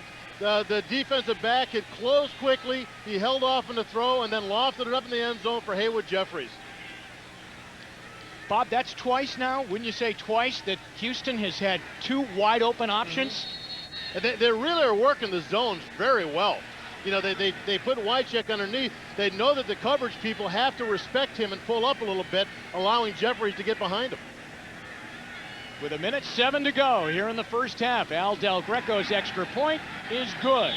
And the Houston Oilers have scored 17 points in a row to take a 10-point lead. Watch it one more time right here on the touchdown pass. Now you're going to see over on the left side of your screen, he's going to throw a pump fake to Wycheck right there. Then he decides he's covered. I'm going to dump it deep into the corner. You know, it's a fairly safe throw as long as he lays it out there. If it's too far, it's going to be out of bounds. The clock stops. I get another shot. Ooh. But he lays it in perfectly for Haywood Jeffries. Chris Chandler knows that he laid that ball out there. He knows that he was going to make Haywood Jeffries get up and work for it. How did the drive start? It started when Michael Jackson made a catch, was wide open, and somehow then turned, and the ball got knocked away by the Oilers secondary coming up. And then it turns into a 7-play, 57-yard drive that only took 1:13 for Haywood Jeffries to catch a touchdown pass from that man, Chris Chandler, of 23 yards. And the Oilers are back on the board. Chandler on the drive, Bob, was 4 for 5 for 49 yards. And Jim, one of the keys, too, is looking at Chris Chandler. He has used 7 different receivers today. He has just really spread the ball all over the place. You see the scoring drive, 7 plays, 57 yards, and only 1:13. Great use of the clock and throwing the short outs, letting the receivers get out of bounds. Well, the only problem is they've left 1:07 for Houston for the Browns to play with. And Derek Alexander has trouble, juggles it, picks it up, and he'll get knocked down short of the 15-yard line. Knocked down by Baron Wortham, the linebacker, a 6-yard return. Remember, coming up, it's the Domino's Pizza NFL on NBC Halftime Report. Greg, Mike, and Joe are back in New York, set to bring you all the news, scores, and highlights of the action around the league today. Preview the Steelers and Bears coming up from Chicago. Very, very important game in the AFC Central Division. Will McDonough once again will have an update on the Browns situation leaving Cleveland, set for an announcement tomorrow in Baltimore. Eric Zier, first down, 3 timeouts to play with, but deep in his own territory. Dumps it to Tommy Bardell, who's wrapped up and brought down on the play by Michael Barrow. 50 seconds to go, and Keenan McCardle is involved in a pushing match. Well, now we're getting a response out of the Cleveland fans. Michael Barrow on the side. They're booing. They think that they want the Browns to open it up, try and get down there and score. They don't like that short underneath stuff at this point in the game. 2nd and 8. Kinchin makes a nice fingertip catch over the 30, and the tight end is out to the 33-yard line, and that is a first down. Great move by Brian Kinchin. Now, Kinchin, we've seen most of the time during the beginning of this game, has been a guy who has been going in motion. You always seen him moving back and forth. Very instrumental in running the counter OT, getting up there, making some blocks on some of the perimeter plays. He went in motion and sealed the outside, done a great job here, showing his versatility and going out and making some catches. Eric Zier to the sideline. Remember, we'll be going back to New York at halftime, and I'm sure we'll have more reaction on the Browns situation moving to Baltimore. And Joe Gibbs, Bob, I think really put it the right way, as did Mike Ditka. A very sad day around the NFL that the Cleveland Browns, 50 years, this is their 50th year of celebration in the NFL and in Cleveland, will not have, it appears, a year 51. Jim, the pride that the city has known when the Browns were successful has really brought this town around. Back to business with 26 seconds to go here in the first half. After a timeout by the Browns, Zier throws, Bardell dropped it at the 40-yard line. Now remember, he hasn't played in a long, long time and hasn't had much contact and has just started to get back into the action. Now they figured they're going to put him back in. Belichick said that they're going to get him back in and get him more involved again today. But, you know, until you get back out in the field and get back into the flow of the game, you're going to drop things like that. 2nd and 10 Browns at the Cleveland 34. Browns are at their own 34. 3 wide receivers in the game. And Bardell stays in the backfield. Eddie Robinson coming on a blitz up the middle, and Zier really got hit, and a flag is thrown as Glenn Montgomery laid Zier out at the 26-yard line. Slow to get up, and they're going to have a roughing the passer called against Houston. Well, you got to remember they're calling these pretty close this year. Eddie Robinson tried to blitz up the middle. You're going to see him coming up the middle inside. He gets picked up. but because he gets picked up, Glenn Montgomery frees up and gets a hit on Zier as the ball's thrown. On the defense. I don't know that it was that late of a hit. First down. You know what it was? It was just such a demonstrative hit. I mean, Zier had just let go of the ball when Montgomery made the contact. I think that it was a little bit too close of a call for that referee to make. Vinny Testaverde bundled up on the sideline. Eric Zier said that he did help him an awful lot last week in Cincinnati, and with the way Zier got hit there, Testaverde would be waiting in the wings from his own 49 with too much time, really. Throws the ball across the middle, and Michael Jackson can't pick it off the turf at the 32-yard line. You know, there's no reason. Right now, the Houston Oilers are rushing 3 people. 3 guys are not going to get to the quarterback. But the one good thing about it is you've got a lot of guys in coverage. You see here Zier just palming the ball, just pounding on it, looking for somebody to break open. He ends up throwing it in between 3 coverage guys. So where you lose on the rush, you do get some extra coverage in the backfield. Down to 9 seconds remaining in the half.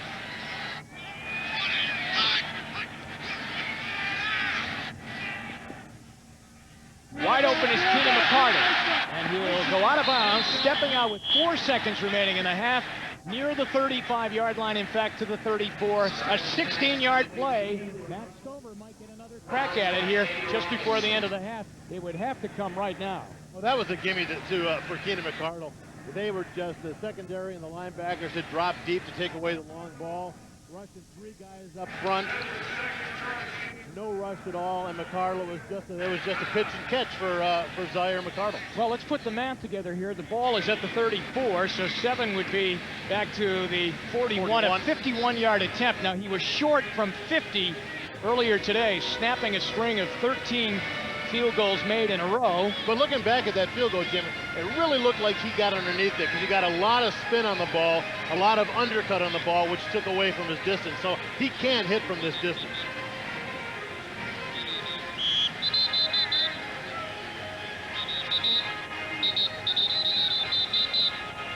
And it doesn't look like they're going to call on Stover. They're going to give Zier one more crack to do it.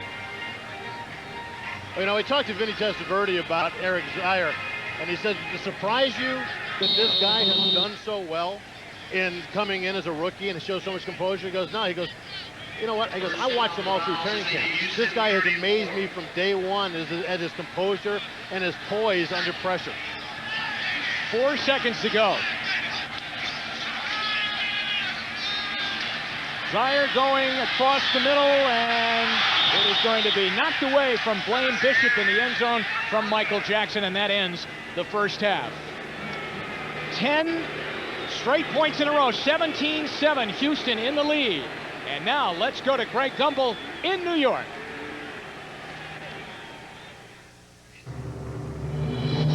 This is the Domino's Pizza NFL on NBC Halftime Report. Brought to you by Domino's Pizza. When it's gotta be great and it's gotta be now, it's gotta be Domino's. Welcome back to our studios here in New York, along with Mike Ditka and Joe Gibbs. I'm Greg Gumbel. Let's run down scores and highlights for you. And we'll start with the game at Riverfront Stadium in Cincinnati, where as they approach halftime, the Oakland Raiders are leading the Bengals 14-3. Mike White and his big-time offense meeting up with another explosive offense in the Bengals. Bengals struggled early on. Oakland scored first. Harvey Williams, 3 yards and a touchdown. 7-0 Raiders.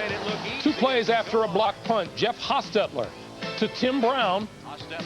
Watch the grab, watch the move.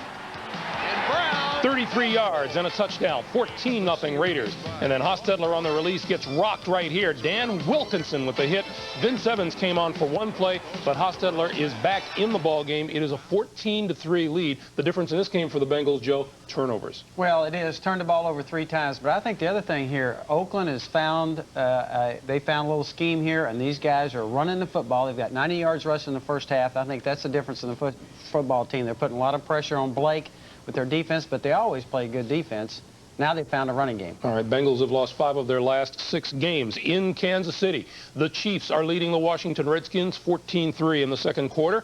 In Minnesota, the Packers and the Vikings, it's Green Bay by 3 in the second. In Cleveland, the game that you are watching, the Houston Oilers lead the Browns at the break by a score of 17-7. Browns fans, among the most loyal in all of sports, just hoping Art Modell is not going to move the Browns to Baltimore. There was increased security at Cleveland Stadium amid the bomb threats, which resulted in Modell missing his first home game in 25 years. On their opening possession, the Browns' Eric Zier finds Andre Rison for the touchdown. Rison's 500th career reception, 7-0 Cleveland. 7-3 in the second, Oilers quarterback Chris Chandler on the rollout doesn't find a receiver open, so he turns it up and takes it himself, 2 yards for the score. Houston up 10-7. Chandler then to Haywood Jeffries. This is good for 23 yards in the touchdown, and the Oilers lead it at the break by a score of 17-7. Mike, you still have to say that the story here is the shock that the Cleveland Browns fans must be feeling. Well, I think it's a shock to everybody. It's a shock to the fans, the NFL. It's a shock to Art Modell and his family, too. I think this is a very tough decision for Art to make, and I think he felt that his back was up against the wall. There was no way to go forward in Cleveland. He has to get out and make the move to Baltimore. But one of the reasons that they're not playing good, I don't think it has anything to do with the move. I think right now that you've got to look at Houston, and you've got to give Jeff Fisher and his staff a lot of credit. They're coming on, and they're playing good football, Greg. Okay, both these teams have lost 3 of their last 4 games. In Atlanta, the Falcons all over the Detroit Lions so far today, 27-7. In New Orleans, the Saints hosting the Rams, leading St. Louis by a score of 10-7 at halftime. In the Meadowlands, the Jets and the Patriots, it is a 13-0 New England lead. Bubby Brister making his 4th straight start as the quarterback there. Scoreless in the first, Patriots opening drive, Drew Bledsoe floats one for Curtis Martin. This is an 18-yard gain. It set up a 41-yard field goal by Matt Barr to 3-0 Patriots lead. But Brister had his troubles. Buried by Chris Slade here, called for intentional grounding. Brister was later replaced by Glenn Foley, the rookie. Patriots get into the end zone here, 4th and 1 from the 2. The handoff to Curtis Martin over the top for the touchdown. The Patriots are leading it at halftime, 13-0. Up next, we'll preview our doubleheader game between the Steelers and the Bears, and we'll get an update from Will McDonough on the Browns' move to Baltimore. That's after a word from the NFL and these messages from your local station.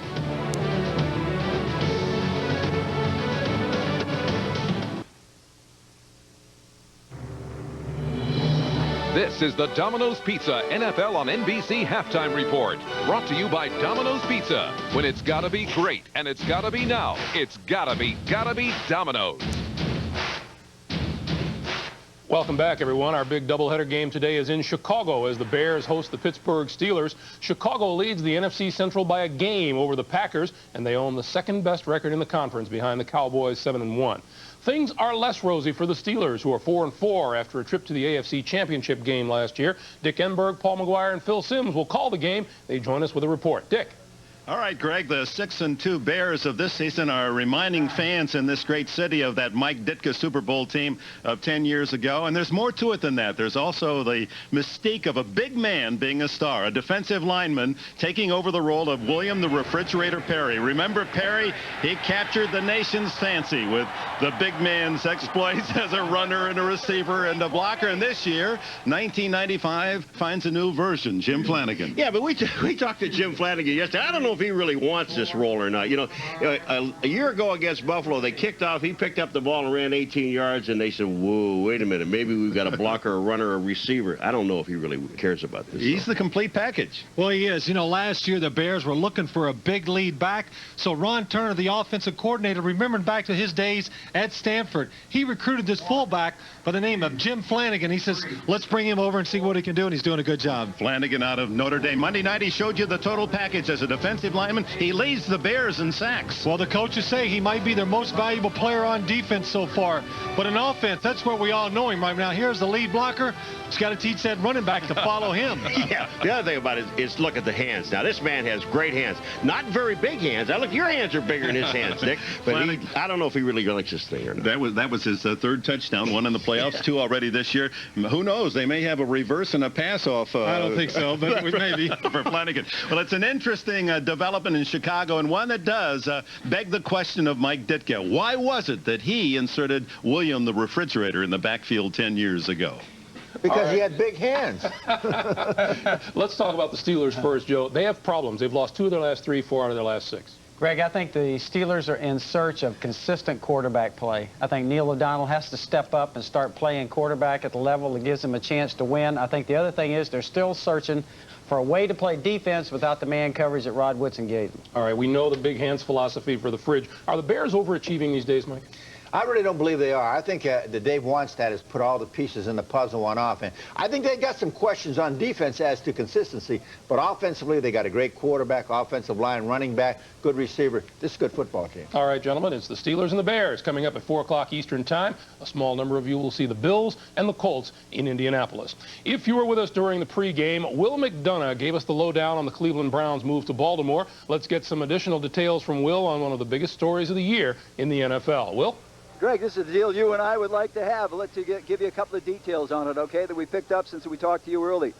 First of all, Art Modell will get a $50 million bonus called a relocation fee for bringing the team over there. Secondly, he will be guaranteed 10 years of sellouts in Baltimore. Now I got a new slant on Houston since we talked earlier. I talked to some of their people here around the field before the game, and they say that deal might finish with Nashville sometime this week, and they hope to play in Tennessee as early as next year, not 1997. They're going to try to buy out their lease in the Astrodome. And quickly, I understand from other people from around the league here today that Tampa Bay is already talking with Orlando as a possible site for the Bucs in the future. Greg? All right, Will, thanks. This game, the Oilers-Cleveland, could have a little different slant on it this time next year. Well, next year the thing is going to end up being Nashville. At where? Baltimore? At Baltimore. Orlando? Baltimore? Can you get into that? I can't. All right, thanks to Will McDonough. Our NFL and NBC halftime activities continue.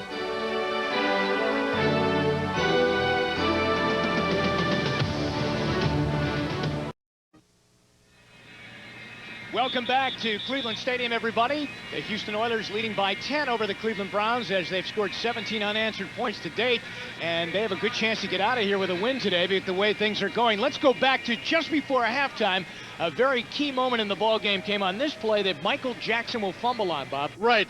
Chris Dishman comes up here late to make the play and knocks the ball loose and picked up by the Houston Oilers. They turn that into a nice drive and score some points. Here's the touchdown throw right here by Chris Chandler, and he'll find Haywood Jeffries. Right, again, he a little pump fake to Wycheck in the flat, then lays it out in the corner for Haywood Jeffries. Great throw and a great catch. So we'll break down the first half right now with our Coors Light halftime stats, and the turnover comes up big. Right, the turnover comes up real big because if you look at the numbers, they're all pretty even. Passing yards are almost the same, rushing yards almost the same, and both quarterbacks, both Zaire and Chris Chandler, are spreading the ball around. Chandler using 7 different receivers, and Eric Zaire 8 different receivers. Back deep for the Browns as they get set to lug back the opening kickoff here in the second half. Michael Bates is number 83. Derek Alexander is 85 for the Browns, who need some kind of spark here today. And Al Del Greco is set to kick it off here in the second half. Houston at 3-5, the Browns at 4-4 coming into today's action. Ball is caught by Bates, and Bates races out to the 30, to the 36. And he is brought down by Dennis Lundy. Eric Zaire out to the Browns huddle, making his first regular season Cleveland start. And in the first half, the breakdown on his numbers. And their first half possessions started out with a opening drive that went for a touchdown. But then after that, a missed field goal from 50 yards, which turned into a Houston score, a fumble, and then halftime as he threw into the end zone. Lorenzo White is the back in the backfield for the Browns, the lone back as they start the second half. He had a pretty good first half. Zaire in trouble, and he'll go down on the first play of the second half as he is brought down by Glenn Montgomery. A great rush up front. Glenn Montgomery, who is a guy who is known mainly as a run stopper, getting some good pressure. Now, like we said, there's some big size up front. Montgomery making a nice little move around Gary Walker, who was slicing through their nice little set up front, but they know that they're not going to be able to go toe-to-toe and push their way up front. They're going to have to run a couple of stunts to get in on Zaire. White is out. Bardell is in as the lone running back for the Browns on second down and 13. They go short for Kinchin, but it is very short, and he'll get about 3 yards and make it 3rd and 10. Blaine Bishop comes up and makes the immediate tackle. Kinchin, again, showing some versatility. We saw him doing a lot of blocking earlier. Now they're using him more in the passing. And you got to remember, the guy that's kind of leading the tight ends right now, Ozzie Newsome, the great tight end for the Cleveland Browns for so many years. And that's why we're seeing such good production out of guys like Kinchin, Reeves, Harold Bishop, Frank Hartley. There you see Ozzie Newsome on the sideline. Please refer to him as the Wizard. The Wizard, Yeah. I'm sorry, Ozzie Newsome, the Wizard. 3rd down and 9 for Eric Zier with a lot of running room in front of him. He hits Andre Rison down to the 21 of Houston and a 1st down. Just sitting back there so patiently. Taking his time, looking for the receivers. Andre Rison, obviously the problems they had with timing on the routes are not a problem anymore. As he breaks it to a post to the inside, working against Dishman. No support from Cecil till late. And the ball, the key here, Jim, that ball is just on a rope. He just flat out rifled that ball to Andre Rison. 41 yards. And a 1st down at the Houston 21. Zier going to go for Michael Jackson in the end zone. He got wrapped up, and a flag will be thrown, and it will be thrown down against the Oilers as they will get Dishman. And Jim, the shame on that one, it was supposed to be one of those fade patterns into the corner. Let him go up and get it. The shame is that ball was thrown out of the end zone. And there you see the call. Holding defense, number 28, 5-yard penalty. And we talked about this early. Last year he had a problem when they instituted the 5-yard rule. You're going to see him, you're going to miss him over there on the right-hand side working up against Michael Jackson. But again, the shame, the ball was not even catchable. It was a fade. It was thrown in the corner for Jackson to go up for. That was out of the end zone. Well, they have to be happy that it's only a 5-yard penalty rather than interference. They would have had the ball down at the 2-yard line. That's where the flag went down. And it's 1st and 10. Flags go down. The ball was on the 16. Another flag down. Oilers are saying it's going against the Browns. Prior to the snap, false start on the center, number 61. 5-yard penalty, remaining 1st Another down. one on Steve Everett, 2nd of the day, and the Dishman penalty now becomes a wash. Right, and you know what happens? I'll tell you what happens sometimes with the centers is they get down and they get set. They want the ball turned a certain way, so the strings are a certain way, so when he snaps it, the quarterback takes the ball the correct way. Sometimes if they wiggle the ball around too much, and the defense complains enough about it being distracting, the referees will step in and make a call like that. Now it becomes 1st and 15. The ball is back at the 21-yard line. Zier pats that ball, throws into the end zone for Rison again. Dishman was on him. There's a flag down in the end zone. Dishman beefing on the call, and it will be holding again.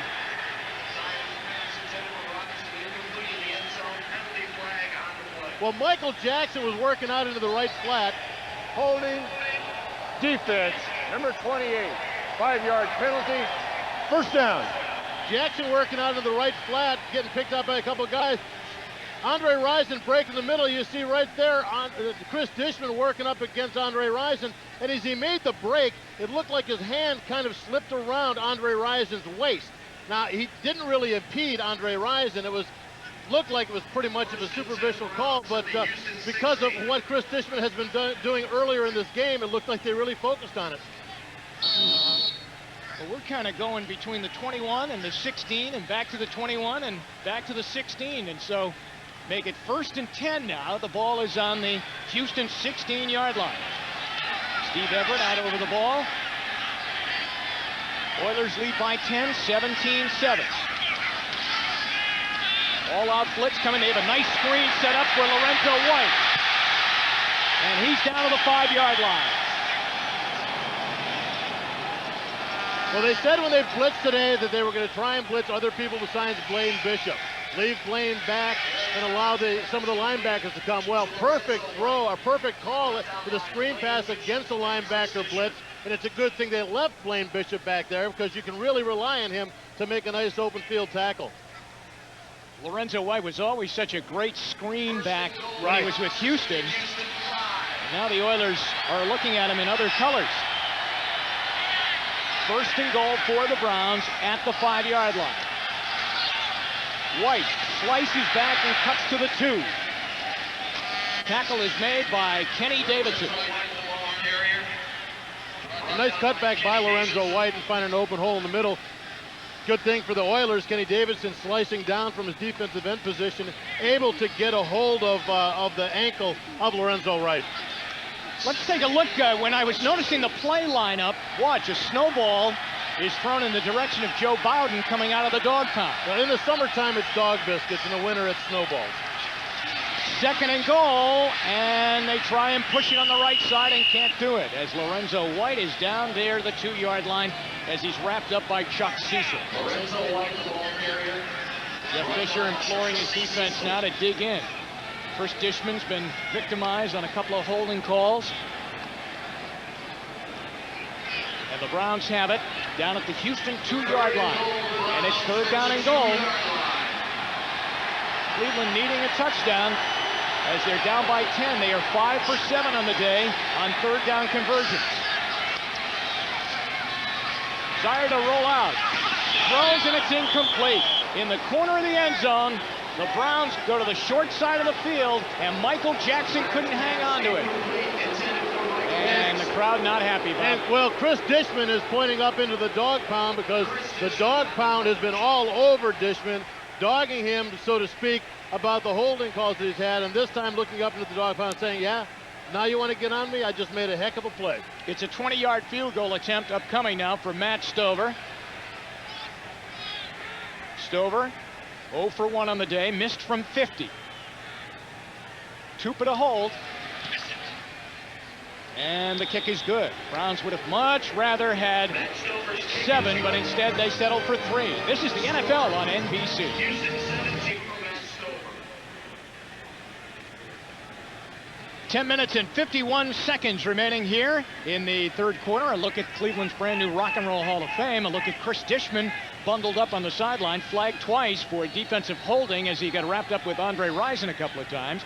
Mel Gray is back to take the kickoff for Houston after a 20-yard field goal by Matt Stover. It's a short kick. Gray runs up to it, head of steam at the 17, runs into a pile over the 30, and still going out near the 34-yard line. And we'll be back to Cleveland and see what the Oilers do with the ball. This is the NFL on NBC. Well, let's take a look at the Chris Dishman series. Here he's called for holding against Andre Rison. One of 2 holding penalties he had at the end of this drive here.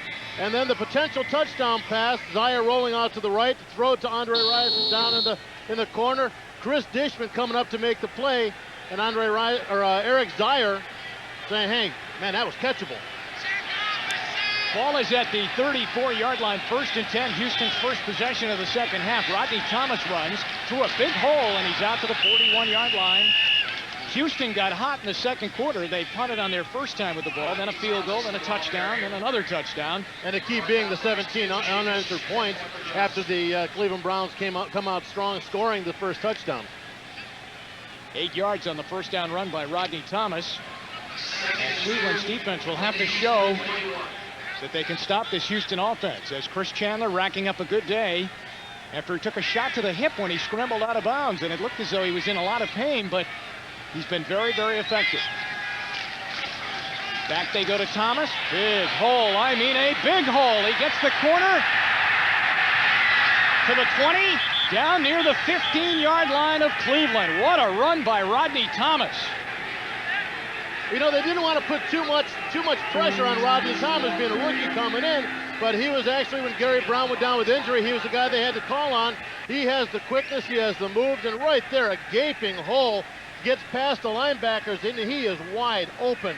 Good speed to get to the outside. Don Griffin having to chase him down, but they know that he is the running back of the future for them. But they felt like, hey, he's young. Let's not overburden this guy. 75 yards, but he got 43 of them on that last run. First down, the ball is at the Cleveland 16. Thomas. Stevan Moore up to hit him at the 15-yard line. A short gain of 1. Well, the Houston Oilers going for it, say, hey, let's go with what works, but Stevan Moore is really the guy that really was kind of unheralded coming into the season. Everybody focusing on Eric Turner as being the #1 guy in that defensive backfield, but Stevan Moore, even when Eric Turner was stepping in and making huge plays. 3 interceptions the last time they played Houston, and really is the guy called on today to make the big plays. Moore said he wanted more responsibility. He got it. Yeah, he's got it. With Eric Turner out. Turner has a couple of broken bones in his back. It is 2nd down and 9. The ball is at the 15. Chandler getting a blitz from Moore. Throws to a wide open Malcolm Seaborn in the end zone. Touchdown Oilers. The blitz was late. Moore couldn't get there, allowing Seaborn to be open, and he got his feet down. Well, let's see the blitz. Linebackers coming up. Stevan Moore coming. And Lewis Riddick coming up on the outside for the ball thrown up. Dana Hall, who had to come in for Eric Turner, just can't get over far enough from the safety position to get over to the corner against Seaborn.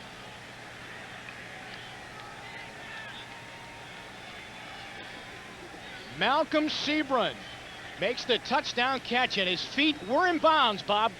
There's one.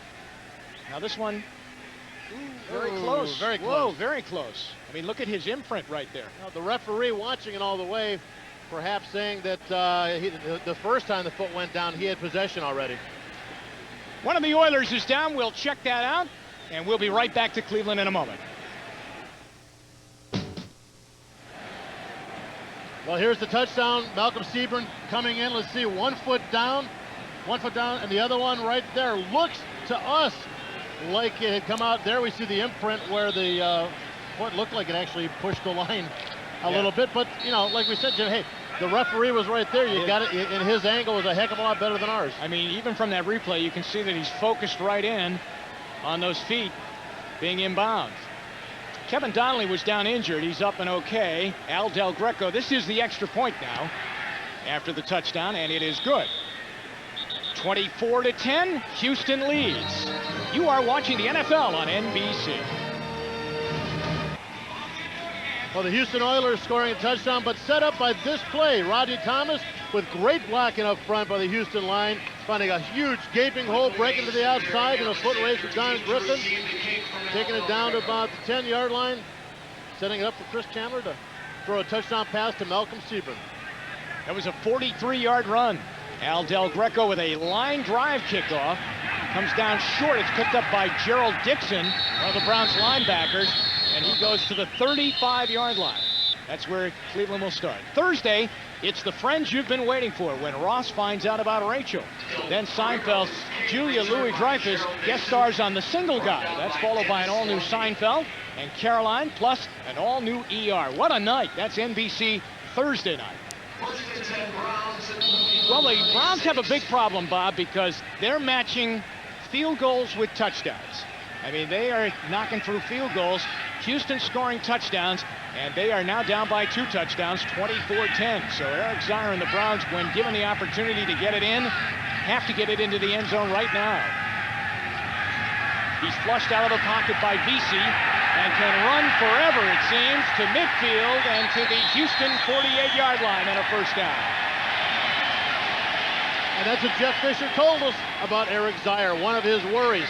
The guy, he's very poised. He's not running because he's scared. He's not running because he doesn't have the vision or can't look downfield. He's running because he can do it, and he can do it convincingly. And that's the difference between Zier and Testaverde. Fisher went on to say Testaverde will keep it in the pocket, roll left, keep looking downfield, whereas Zier will just pull the ball down and run with it. 20-yard run there to the 48-yard line. First down for Cleveland in Houston territory.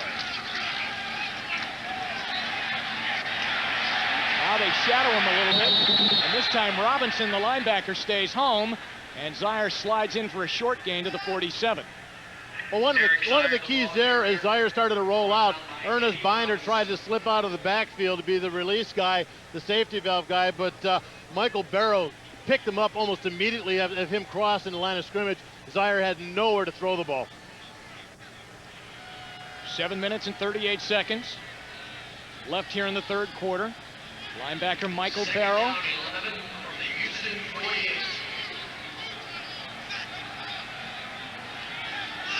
Ernest Biner is in the backfield. Harold Bishop is the tight end in motion. A blitz by Blaine Bishop. And what a catch by Brian Kitchen inside the 45 to the 43-yard line. Well, Kitchen has been watching those Ozzie Newsome tapes, I'm sure, making a great acrobatic catch. Blitz by Blaine Bishop up the middle, and watch this. Oh, what concentration. Amazing job by Brian Kinchin. So we see Ozzie Newsome on the sidelines going, yeah, I taught him that. Just like I told you. Big play now for the Browns. 3rd down and 7 at the Houston 44. An acrobatic 3-yard catch by Brian Kinchin.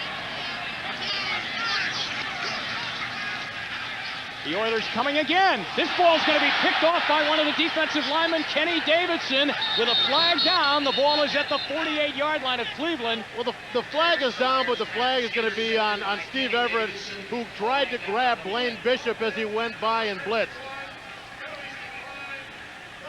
You got it, Bob. That's what it was. Everett hit with the holding call. Here's the interception. Now watch Blaine come up the middle here. Everett just hooks him around the waist, trying to stop him from going in. But again, to no avail. Interception by Kenny Davidson. Bob, if that was picked off by a defensive back, he was gone. He was gone. But it's picked off by Kenny Davidson, and he was almost gone. So the second turnover for the Browns, and Vinny Testaverde on the sideline. Do you stay with Zaire here? Well, yeah, right now they're going to. He's a guy that he really hasn't had a bad game. They just haven't been able to get the whole offense on track. They really believe in Zaire and what he can do, so I think they're going to stay with him. Chris Chandler, 15 for 18, 136 yards passing today, 2 touchdowns. Looks, throws, wide open. Haywood Jeffries is just wide open inside the 40 at the 37-yard line, and a first down as you watch the scores from the other games around the NFL go by. Well, the sad thing, you've got Haywood Jeffries going out there, and the 2 guys closest to covering him are Carl Banks and Pepper Johnson. Talk about getting your mismatches set up. I mean, that's a horrible mismatch. He is going to win every single time. 2 turnovers on the Browns. 1 a fumble by Michael Jackson that turned into a touchdown for Houston. And now an interception by defensive lineman Kenny Davidson. And we'll see if that turns into anything. First down for the Oilers. Rodney Thomas picks a hole and gets inside the 35 to the 33-yard line. And they work on the clock a little bit, too, as they run it down here in the 3rd quarter, underneath 6 minutes.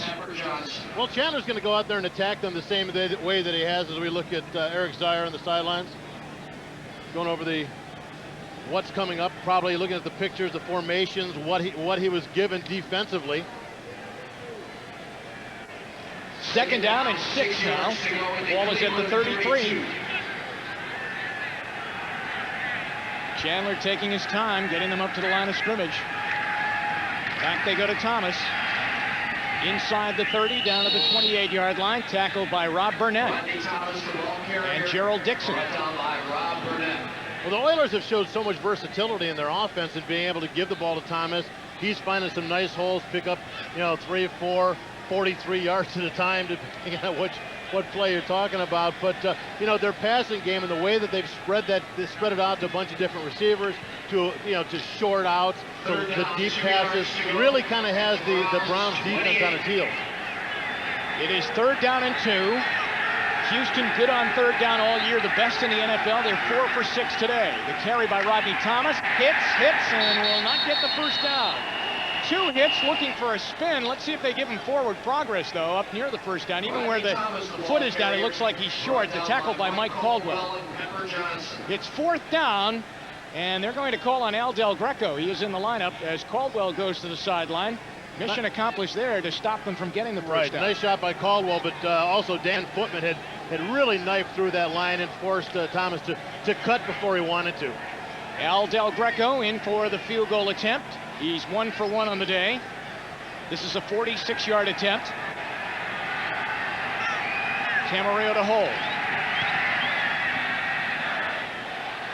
Right down the middle, and it is good. 46-yard field goal, and Houston adds to their lead. We'll be right back after this. Well, the Houston Oilers kicking a field goal to take a 27-10 lead. This set it up. Blitz by Blaine Bishop, but interception to Kenny Davidson, thrown by Eric Zaire, giving the Houston Oilers possession of the ball. Well, here's what has happened today. A fumble by the Browns. Michael Jackson turns into a Houston touchdown. The Kenny Davidson interception turns into a field goal of 46 yards from Al Del Greco.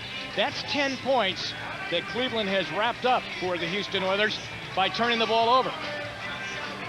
Eric Zaire on headphones, as you saw Kenny Davidson, who intercepted the ball over on the Houston sideline. And the Oilers really have to feel that they have the Browns on the run here this afternoon, 27-10. Here's Derek Alexander at the 6-yard line. And he brings it out over the 30 to the 35. The tackle made by Steve Jackson. 30-yard return. Zaire is back into the Browns lineup. Returns the kickoff, brought down by Steve Jackson.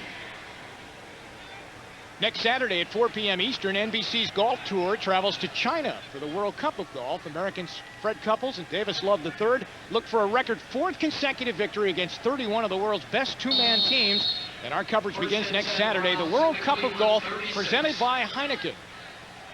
Yeah, that's what I need. The way I play golf, I need to play where they got a great wall. I thought you were saying that you needed a Heineken. First down for the Browns. Here's Zaire across the middle. This one is held on to by Ernest Biner out to the 43-yard line as he was juggled.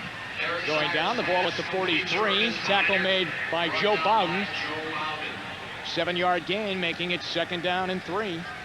It continues to be a very quiet, almost numb afternoon here in Cleveland Stadium. Not the type of afternoon you would expect when your team is tied for first place, although strong hints that they won't be your team soon.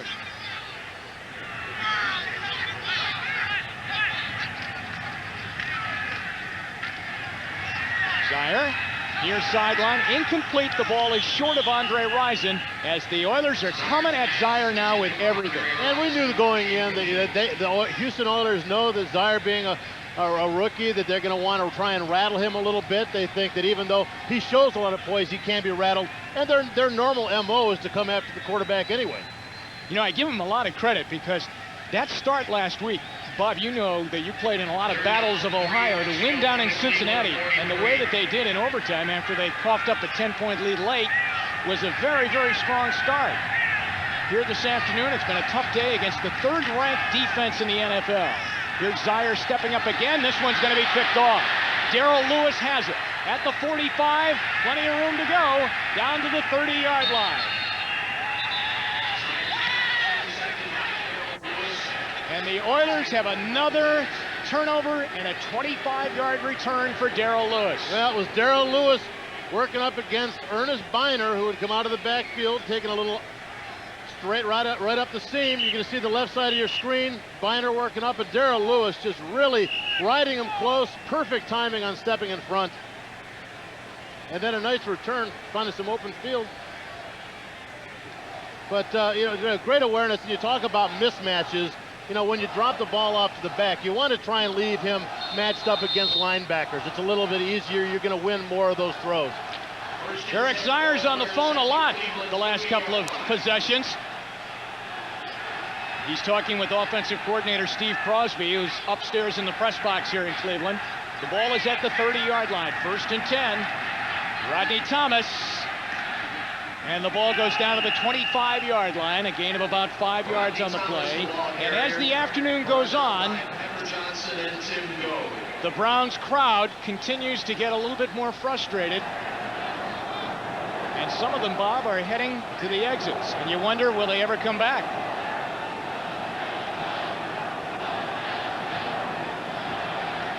Second down 5 at the Cleveland 25. 2nd and 5.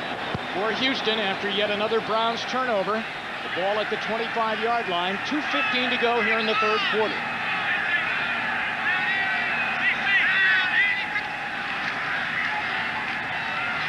Thomas plows through the Browns' front 7 and gets inside the 20, down near the 17-yard line and a 1st down.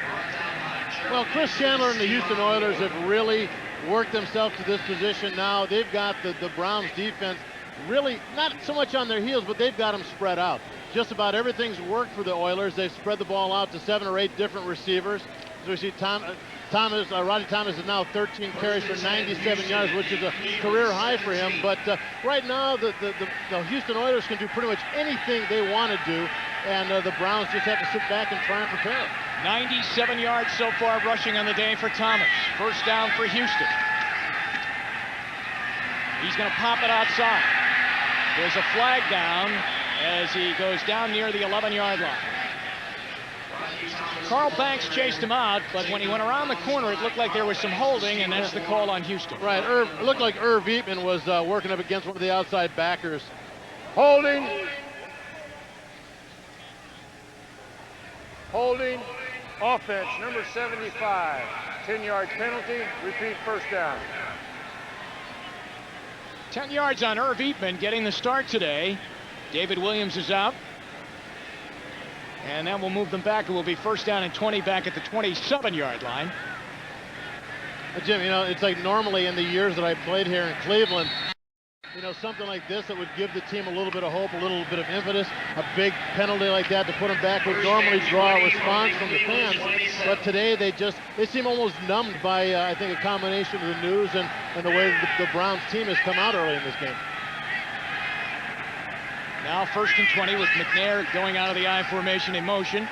And the pass is knocked down at the line of scrimmage. Might be Anthony Pleasant, although Larry Webster was there too. Yeah, it looked like Pleasant coming off the corner just got his hands up and knocked the ball away. Right now there's so many things that they have to defend when it comes to the Houston Oilers. Everything's working for them. The short game, the long game, the running game.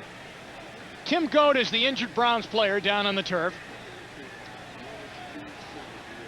Will McDonough has been right on top of the Browns story now, and their move to Baltimore, which Will said on the NFL on NBC pregame show, is a done deal. And so on Monday, the announcement is scheduled to come tomorrow in Baltimore.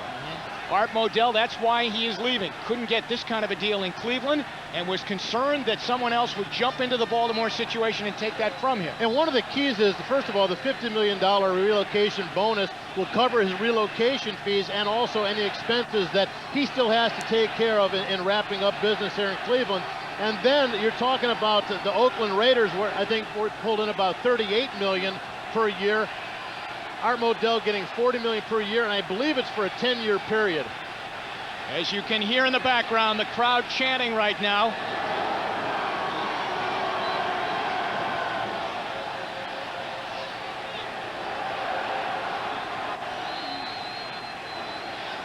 Art Modell, the Browns owner, is missing his first home game ever here at Cleveland Stadium since he has owned the team. We had contacted him today, invited him to come on with us. Even by telephone, we have not heard back from him yet. And there is Art's owner's box, where he normally watches the Browns play on Sunday afternoons here in Cleveland. Rodney Thomas takes it inside the 30 down to the 27. Now, even when the deal is announced tomorrow in Baltimore that the Browns are moving, remember there's another big hurdle. The owners must approve this. That would be on Tuesday in Dallas, and Will McDonough pointed out that there is a lot of feeling that the NFL might give Art Modell a negative reaction to this city losing this franchise. Well, and a part of it is, I think, because of being the Cleveland Browns in Cleveland. But another thing is there's been so much movement amongst teams that the owners, the mainstay of the ownership in the NFL really want to see this stopped. I mean, they don't want to see this wholesale movement of teams back and forth, so they're going to try and put a stop to it. 3rd and 20 for Chandler. He gets out of a sack and will run up the sideline and get away from Pepper Johnson and go out at the 20-yard line. And they will be short of the first down, but they'll kick a field goal. Let's go to New York right now and check in with Greg Gumbel. Hey, thanks very much, Greg. That's the end of 3 quarters here in Cleveland. The Oilers in the lead. We'll be right back after these messages from your local station. Well, they're working on Chris Chandler on the sidelines, and we think right there, his left wrist, as he went to keep his balance from being knocked down, he may have twisted it, sprained it a little bit. 37-yard field goal attempt for Al Del Greco. Snap is down by Camarillo, and he sneaks it through. Camarillo hits the field goal. It is now 30-10 Oilers. This is the NFL on NBC.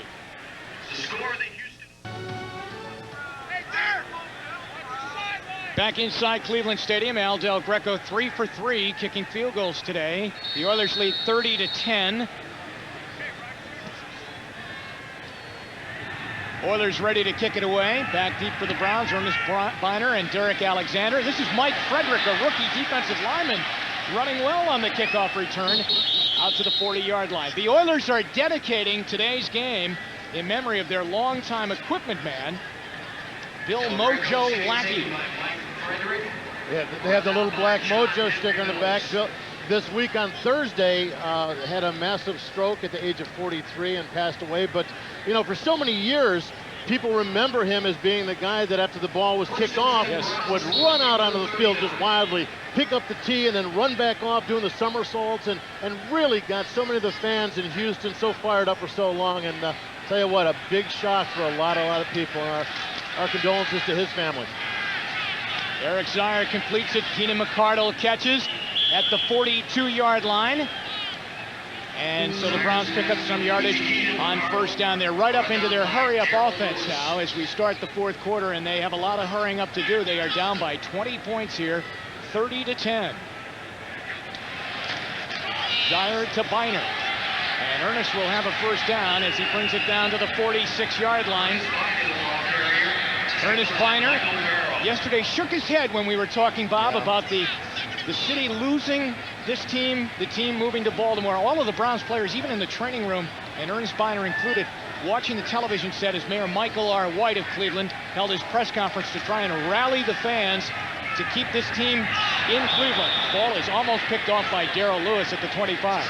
And I had played here in the mid 80s from 82 to 89, the same time as Ernest Biner, and you know I'll tell you what, the years we had there, Ernest Biner, Kevin Mack in the backfield, some incredible times, the beginning of the dog pound and all that excitement. But you know what, the Cleveland Browns had always been this team that kind of brought pride back to the city of Cleveland, brought respect to the individuals, the people who lived in Cleveland. And as players, we received a lot of enthusiasm from the fans also. So it's really a sad day for Ernest and myself.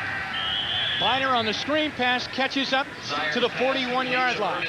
Now, you know, the one thing that we failed to touch on, we've talked about the numbers associated with this move to Baltimore, but the one thing that we need to touch on also that may have instigated this a little bit is that for a number of years, Art Modell has wanted either renovations to this stadium, Lakefront Stadium, or a new stadium.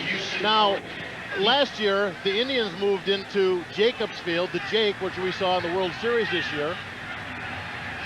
And I think that he was a little bit slighted that after all that his organization, the Cleveland Browns, had done to bring pride back to the city, that it was the Indians who had struggled for so many years that got the new stadium, and the Cavaliers that got the new Gund Arena in downtown. So I think that is one of the things that really kind of initiated some of the hard feelings. Said he's been waiting for 6 years for the city to make some kind of response to his stadium needs, either in the way of renovation or a new place. When those two new arenas and venues were built, there really was no more land downtown once you add a science museum and the Rock and Roll Hall of Fame. It's fourth down for the Browns. Fourth down and 3. They are 4 for 5 on the season. Blaine Bishop's going to pick it off, and he's going to go all the way for a Houston touchdown as the Oilers put an exclamation point on this one this afternoon. And if I were the Oilers, I would stay out of that dog pound. You see security stepping in there, trying to keep the fans settling down.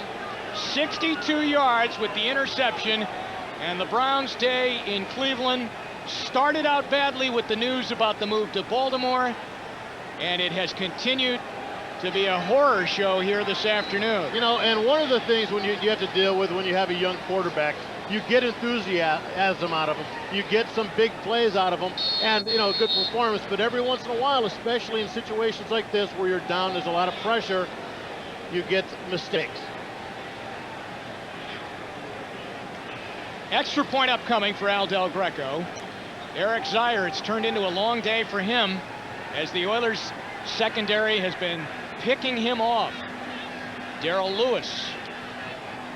Now Bishop. The kick is good. Jim Brown talking to the young rookie. This is the NFL on NBC.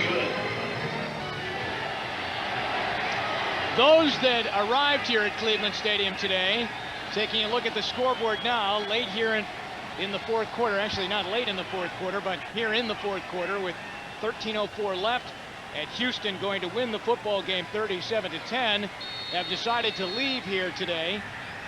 And Cleveland Stadium is emptying out fast. as Al Del Greco kicks, and Derek Alexander catches at the 18. And it's brought down by Odie Harris at the 28-yard line. Well, one more time, a turnover by the Houston Oilers turns into a score. This time directly. You're going to see Zaire draw it back, throwing the ball in the flat. Blaine Bishop, just perfect timing on stepping in front of Keenan McCardle, wide open. At that point, I mean, there's nobody going to catch you on your run to the end zone. Into the end zone, sauntered Blaine Bishop, and the dog pound welcomed him. As we said, turnovers turning into points, touchdowns, field goals. It has been a bad day for the offense of the Cleveland Browns. 20 points off turnovers. Zaire to McCardle, pushed out of bounds at the 35-yard line.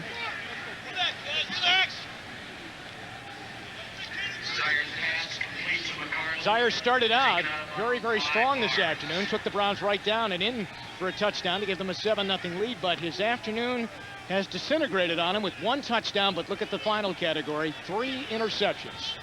And Blaine Bishop took the last one in for a touchdown.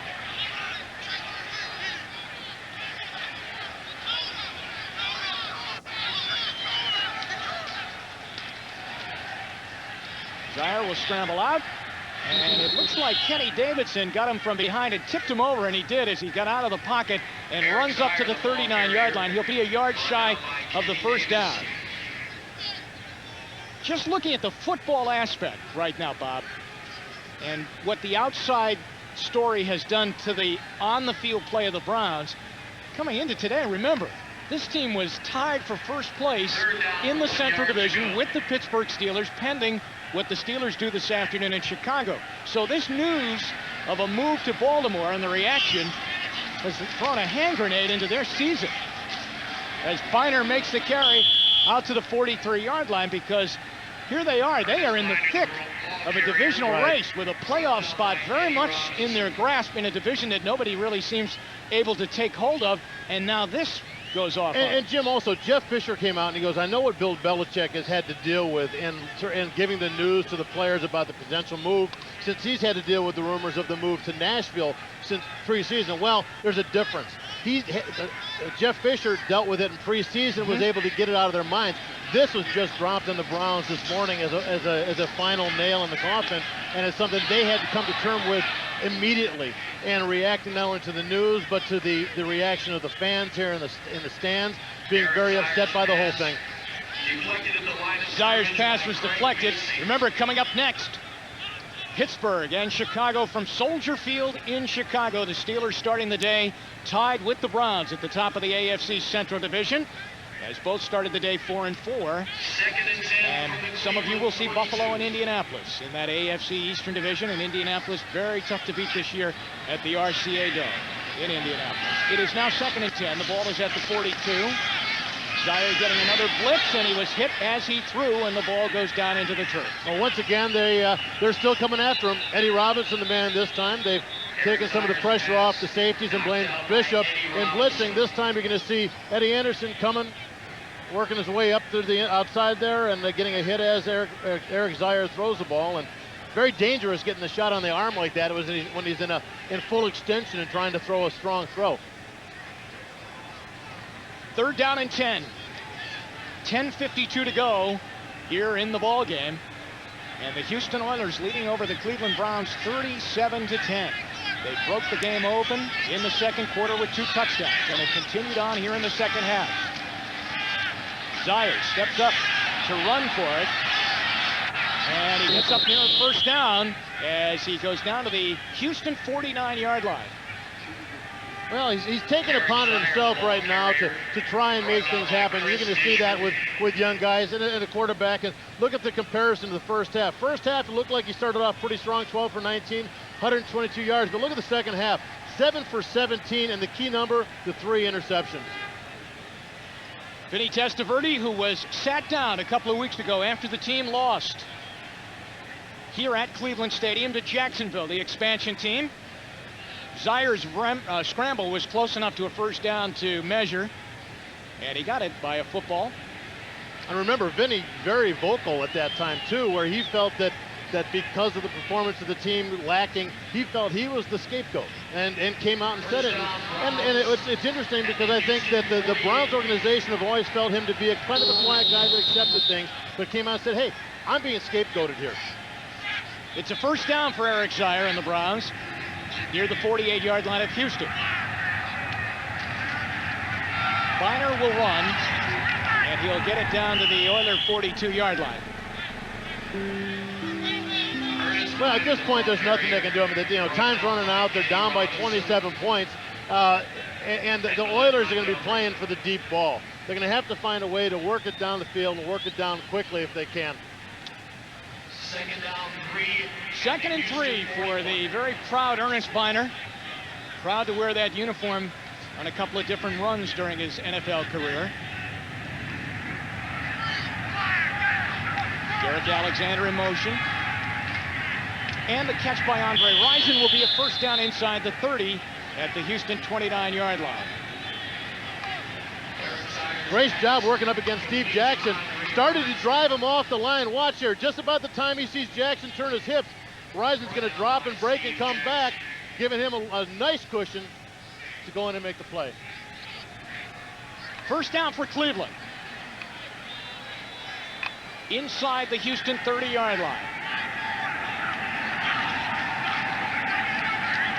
Zier going to have to get out of there, and he'll go down as Robinson is on top of him. Eric Zier. Andre Rison, who has had trouble getting going this season. Last week it seemed like that was all over when he had a big Week 8, Game 8 of the season in Cincinnati. 7 catches, 173 yards, and a marvelous touchdown from Eric Zier. Well, today, we're looking 3 for 58 yards, starting to get us some yardage. But the difference between what Zier did with Andre Rison and what Vinny Testaverde did are markedly different. There was no connection at all between Vinny Testaverde and Andre Rison. There's Zier stepping up. There's a flag down as the Browns blocked from behind, I believe, on one of the on-rushing Houston Oilers. Anthony Cook got taken down from behind when he was going after Zier, and the penalty will go against Cleveland. Well, Jeff Fisher has told us in watching film on what Zier did and what Vinny Testaverde did. Holding, 88 on the offense. Penalties decline. Third down. And what the two quarterbacks did comparably with Andre Rison, he said when Vinny was a quarterback, if he looked over and saw that Andre was doubled and couldn't get open, he would look away immediately and rarely would go back to him the rest of the day. He just assumed, hey, he's going to be doubled, that's it. Because where Zier is taking more time to look around and find out when he's open. Third down at 50, and they declined the holding call on Brian Kincher. Zier to the middle and short of Keenan McCardle. Well, Anthony Cook put some pressure on that and really made Eric Zier twist his body a little bit to try and keep his arm from getting hit, and that caused the bad throw into the turf. But nice move upfield and putting pressure on Zier. Bob, let's talk about the Oilers right now. They get a win here today. Suddenly they're 4-5 now, and they are right back in it. Not that they were far out of it anyway coming into the day, but they would be tied with the Browns, and Pittsburgh still having a tough game later on today as we send you to that ball game later on this afternoon to Soldier Field in Chicago. That's going to be a tough one too. Here's Zier to the middle, and the ball is juggled, but I believe McCardle held onto it. Now they wave it off. One official said it was a good catch, and then they say that when he went down, the ball popped loose.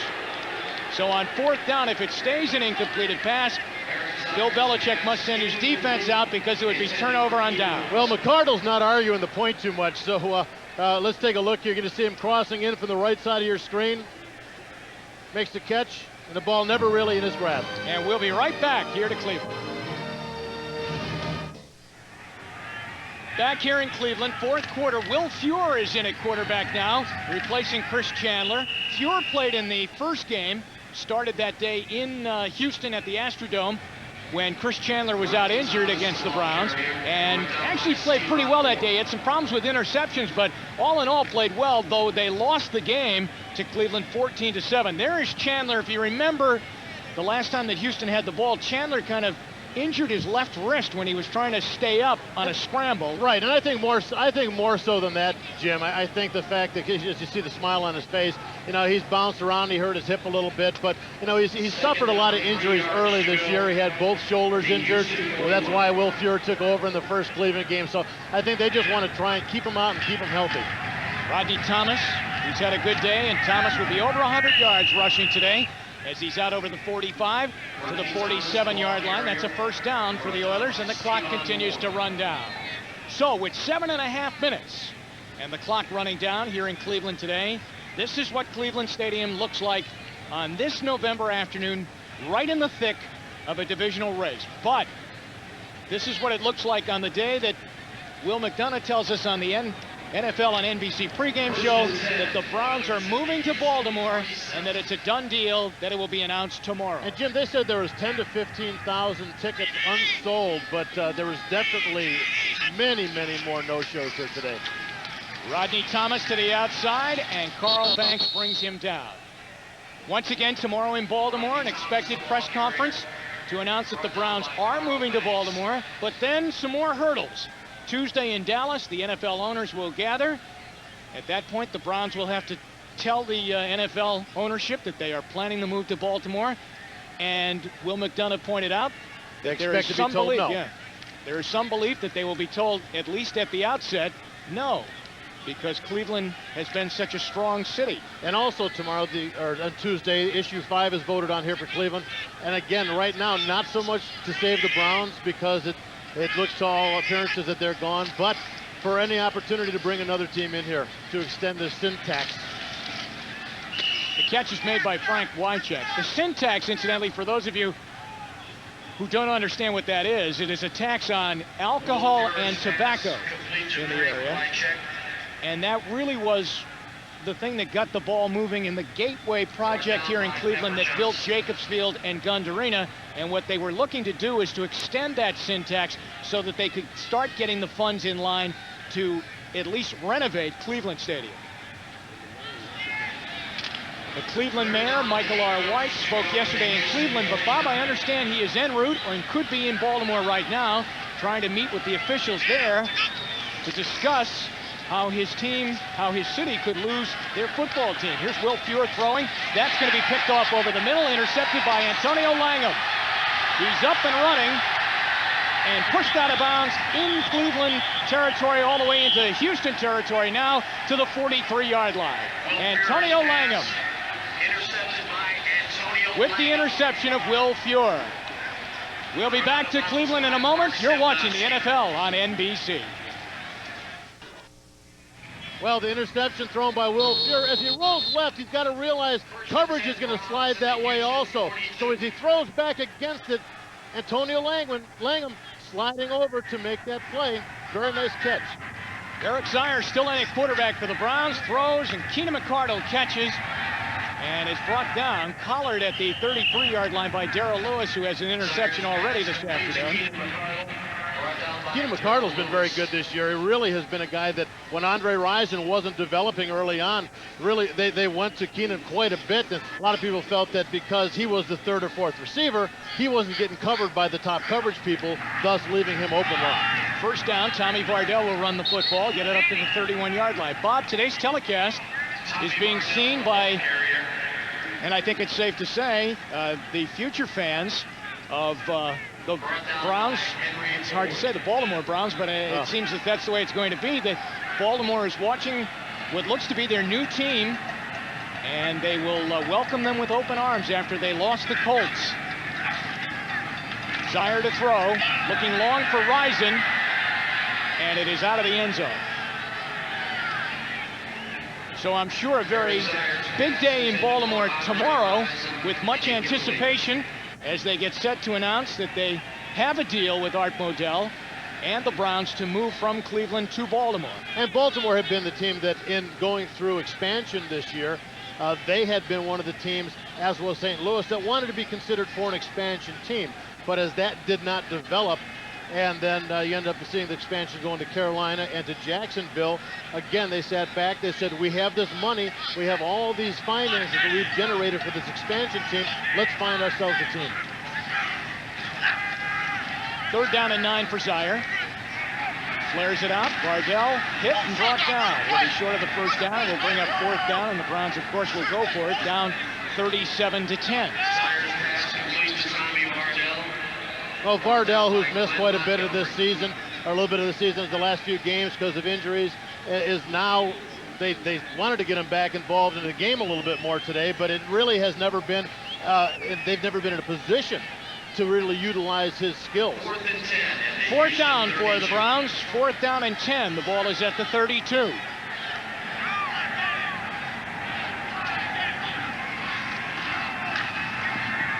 Oilers rushing hard again, and the ball is tipped by Vesey and drops incomplete. And the ball will go back over to Houston on downs. Well, let's go back a little bit. 1984, March 28th. Baltimore fans will remember this. The midnight ride, it was called by Rick Venturi, who was then an assistant coach with the Baltimore Colts. He was on the midnight ride as he was told by Bob Irsay that the team was moving to Indianapolis. The moving vans came in the middle of the night and off they went. And now, after a long wait, it appears that Baltimore will have an NFL team again. We'll be seeing that scene again, but coming the other way now. Steve McNair in the game for the Oilers. Steve McNair, the rookie out of Alcorn State, is in at quarterback for the Houston Oilers. And hands the ball off to Gary Brown, who is in the backfield for the first time in a long time. And there he is, Steve McNair, their top draft choice, the first quarterback chosen in the draft and getting some playing time. Well, they really have kept him under wraps this year. They know that he's a guy that they're hoping to develop for a number of years, for the years to come. But, you know, Chandler's been strong. They wanted to let Will Fuhr get a lot of work. But McNair is a guy that they're seeing as being a future for this team. And they wanted to give him a year to totally watch what this offense and what the NFL defenses were like, to step back and take a look at it. That's what he's been doing, and now he's getting a chance to come in here and finish up with 2:50 to go in the game. Gary Brown. Brown carries out over the 36. Brown went down with a knee injury early in the season against Cincinnati when it looked like he was going to have a over 200-yard rushing day, and so they wanted to get him back in for a couple of carries today, more to get him ready for next week. Right, because he's a guy that last year they really liked him. He came in this year and, you know, he did a lot of work. He dropped like 15 pounds and spent a lot of time when their off-season weight program, its conditioning program, to prepare for this. So he spent much more time and commitment with the team, knowing that they're counting on him. But as you said, the injury has slowed him. And it looked like he kind of limped off the field. He was wearing a thick brace on that left knee, and he's back over on the Oiler bench. It is third down and 5 as we have 2:06 remaining and too much time going to be called. Delay of game. No, they're going to call a timeout now and change it. No penalty. Timeout called by McNair.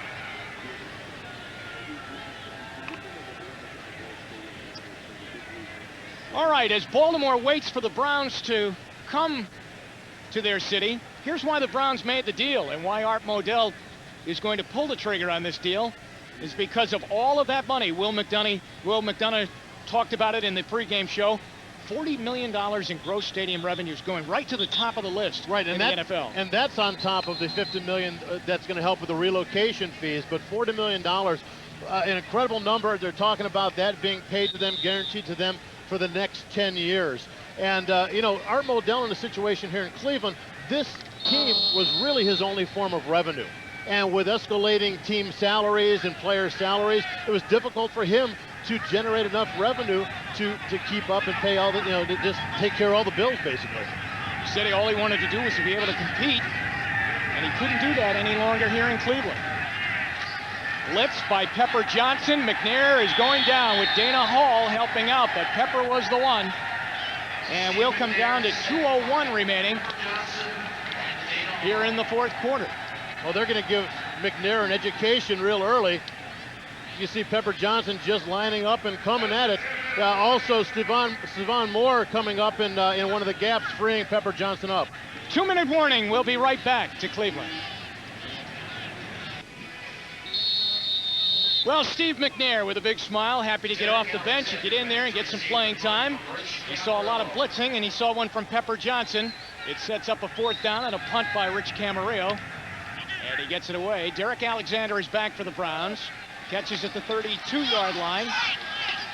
And there was a block from behind by Michael Bates, and that will be a penalty as he pushed on John Henry Mills. And the flag will be down against the Browns.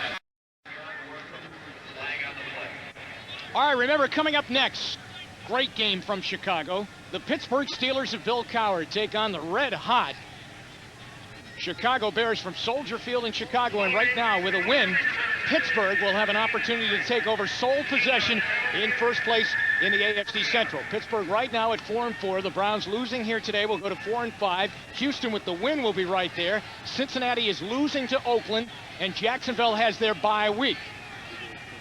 So Cincinnati would be 3-6 as they trail 20-9 to Oakland with just seconds left in that one.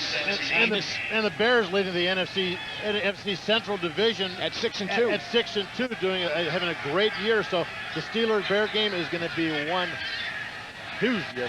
Yeah, that should be a great one. Eric Zier. And he picks out Derek Alexander, who will get a first down up near the 34-yard line. So the Oilers, with the win here today, gets the win last week against Tampa Bay, which was their first home win, and now they win today. They'll take on, through November, Cincinnati, then take on the Chiefs, who are very tough, Denver, and then look at December. It doesn't get any easier. At Pittsburgh, Detroit, the Jets, and at Buffalo. Really, yeah. The Jets looking like the only easy game. Right. They really, going in, they really have felt that they're a better team than their record shows. They've lost out on some big plays early in the season, but looking at the rest of the schedule for this season, they are going to face a lot of challenges. Almost picked off again. Derek Alexander was the intended receiver, and Darrell Lewis almost had it again. Now, the Browns will try and collect themselves for a Monday night game at Pittsburgh. You know what? It might be better for this team to play on the road right now, Bob. Well, they've got to be reeling a little bit, and I tell you what, getting the news today, I'm sure didn't help. I know these guys say that they're going to focus on the game and on the game alone, but it definitely, finding out the news from the coach this morning, definitely is something that's affected them. So hopefully they'll be able to recoup from this, regroup themselves, and finish out the season strong.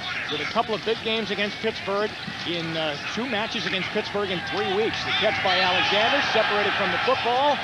Loose ball on the ground, and they say that the Browns recover the fumble by Alexander. Steve Everett, the center, goes over and scoops up the ball.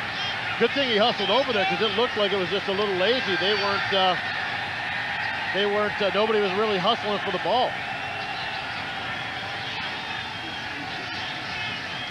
Okay, some problems in the dog pound right now as we have a security problem there, and the Browns security people trying to address that. So just a tough day here at Cleveland Stadium. You know that the emotions are running very high.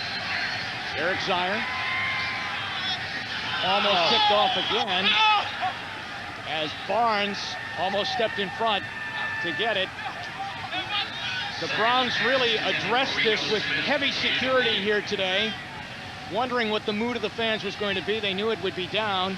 And everybody knows the reputation of the dog pound is probably people want to be in there because that is the emotional heart of this team. They really believe in their support of this team. So them, as much, if not more than anybody else, really, really shaken by the news today.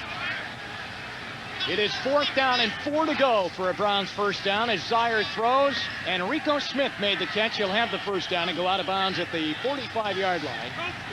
And the Browns will hold on to the football. Under a minute to go, 44 seconds remaining in the game. A nice throw out to Smith out in the flat. I'll tell you, that's the play before that, very close. Tomer Barnes made a nice play on the ball, almost was able to pick that off, but Zier going to have to be very careful now. Just try and get out there, try and throw some nice passes. They're not going to win the game now.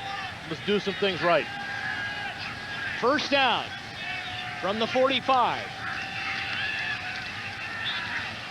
He unloads, and Brian Kinchin's had a great game, Bob. He catches and pulls it down. He has made some acrobatic catches, and he just catches everything that comes his way. And a first down to the 41, and the Browns call a timeout with 33 seconds remaining.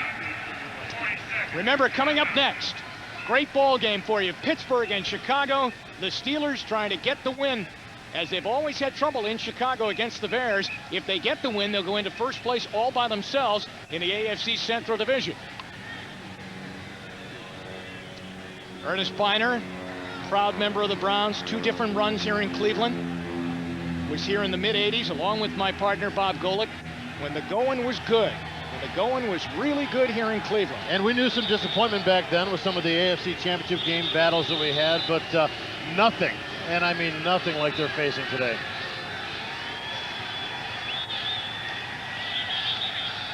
Donnie Griffin on the sideline. Browns have a first down with 33 seconds remaining. And this game will be over, and Houston will leave Cleveland with a win. A blitz again. The ball goes off the fingertips of Rico Smith and falls incomplete. Well, the Houston Oilers not letting up. They're just not going to sit back and play prevent defense. They're going to, you know, they're a team too that needs to get on track because of what's happening in the AFC Central Division. So they still have an opportunity. They feel they're going to go out there. Jeff Fisher, you see the head coach, very excited about obviously their performance today, but they've got to stay on track and maybe they can get some momentum going. And waiting in the wings, those Steelers and Chicago Bears from Soldier Field in Chicago, as Pittsburgh ready to take on Eric Kramer and the 6-2 Chicago Bears. Zier throws the ball incomplete. If Pittsburgh can get the win, Bob, they will find themselves in first, and they're a team that has also been a little shaky performance-wise on the field with a lot of injuries, but now all of a sudden they can find themselves with a clear path to the top. Exactly. That has been one of the things that surprised a lot of people. You looked at what happened last year. The Pittsburgh Steelers were basically one play away from the championship. You know, also the Cleveland Browns coming in very strong. So at one point in this season to look and see all the teams in the AFC under 500, very shocking. The Pittsburgh Steelers with injuries to Rod Woodson, Neil O'Donnell early in the season have really struggled to come back, and somebody's going to have to step up and take control of this division. Almost picked off again by Tamor Barnes as he cuts in front of a Zier pass. Boy, the Oilers secondary has one pickoff for a touchdown for Blaine Bishop. They could have about 2 or 3 others. And that's twice for Barnes in about the last 4 or 5 passes that he has come up and just laid a hand on that ball. More great football action coming up next. Steelers, Bears. Some of you will see the Bills and Colts. That in itself another good game. Indianapolis always tough to beat at home, and Buffalo has had problems playing in domes. The catch again by Brian Kinchin. And Kinchin ducks inside to the 37-yard line. Ball skips loose, and the Oilers pick it up. Or are they going to rule it? No, they're going to rule that it is Houston ball. Or are they going to say that Kinchin was down? 5 seconds to go. It looked like Kinchin almost mercifully tried to keep the ball in bounds to let the clock run out. Chris Dishman celebrating. Jim Brown talking with Bill Belichick on the sideline as how you pick up the pieces to what's happened here this afternoon and what's happened really this entire weekend here in Cleveland, and get your team moving forward to a very important game a week from tomorrow night in Pittsburgh against the Steelers. Well, knowing Bill Belichick, he doesn't really want to chat right now. And I think Jim Brown's probably the only person that can come up and converse with him at this point. 5 seconds to go. Steve McNair will put the knee down, and that will do it here in Cleveland as the Houston Oilers will leave Cleveland Stadium with a win. Jeff Fisher has a couple in a row now. 37-10 is the final score. So once again, the final score here from Cleveland, the Houston Oilers 37, the Cleveland Browns 10. Next, it's game 2 of our doubleheader. Most of you will see the Pittsburgh Steelers battle the Chicago Bears. Others will watch the Bills versus the Colts. For Bob Golic, I'm Jim Donovan saying so long.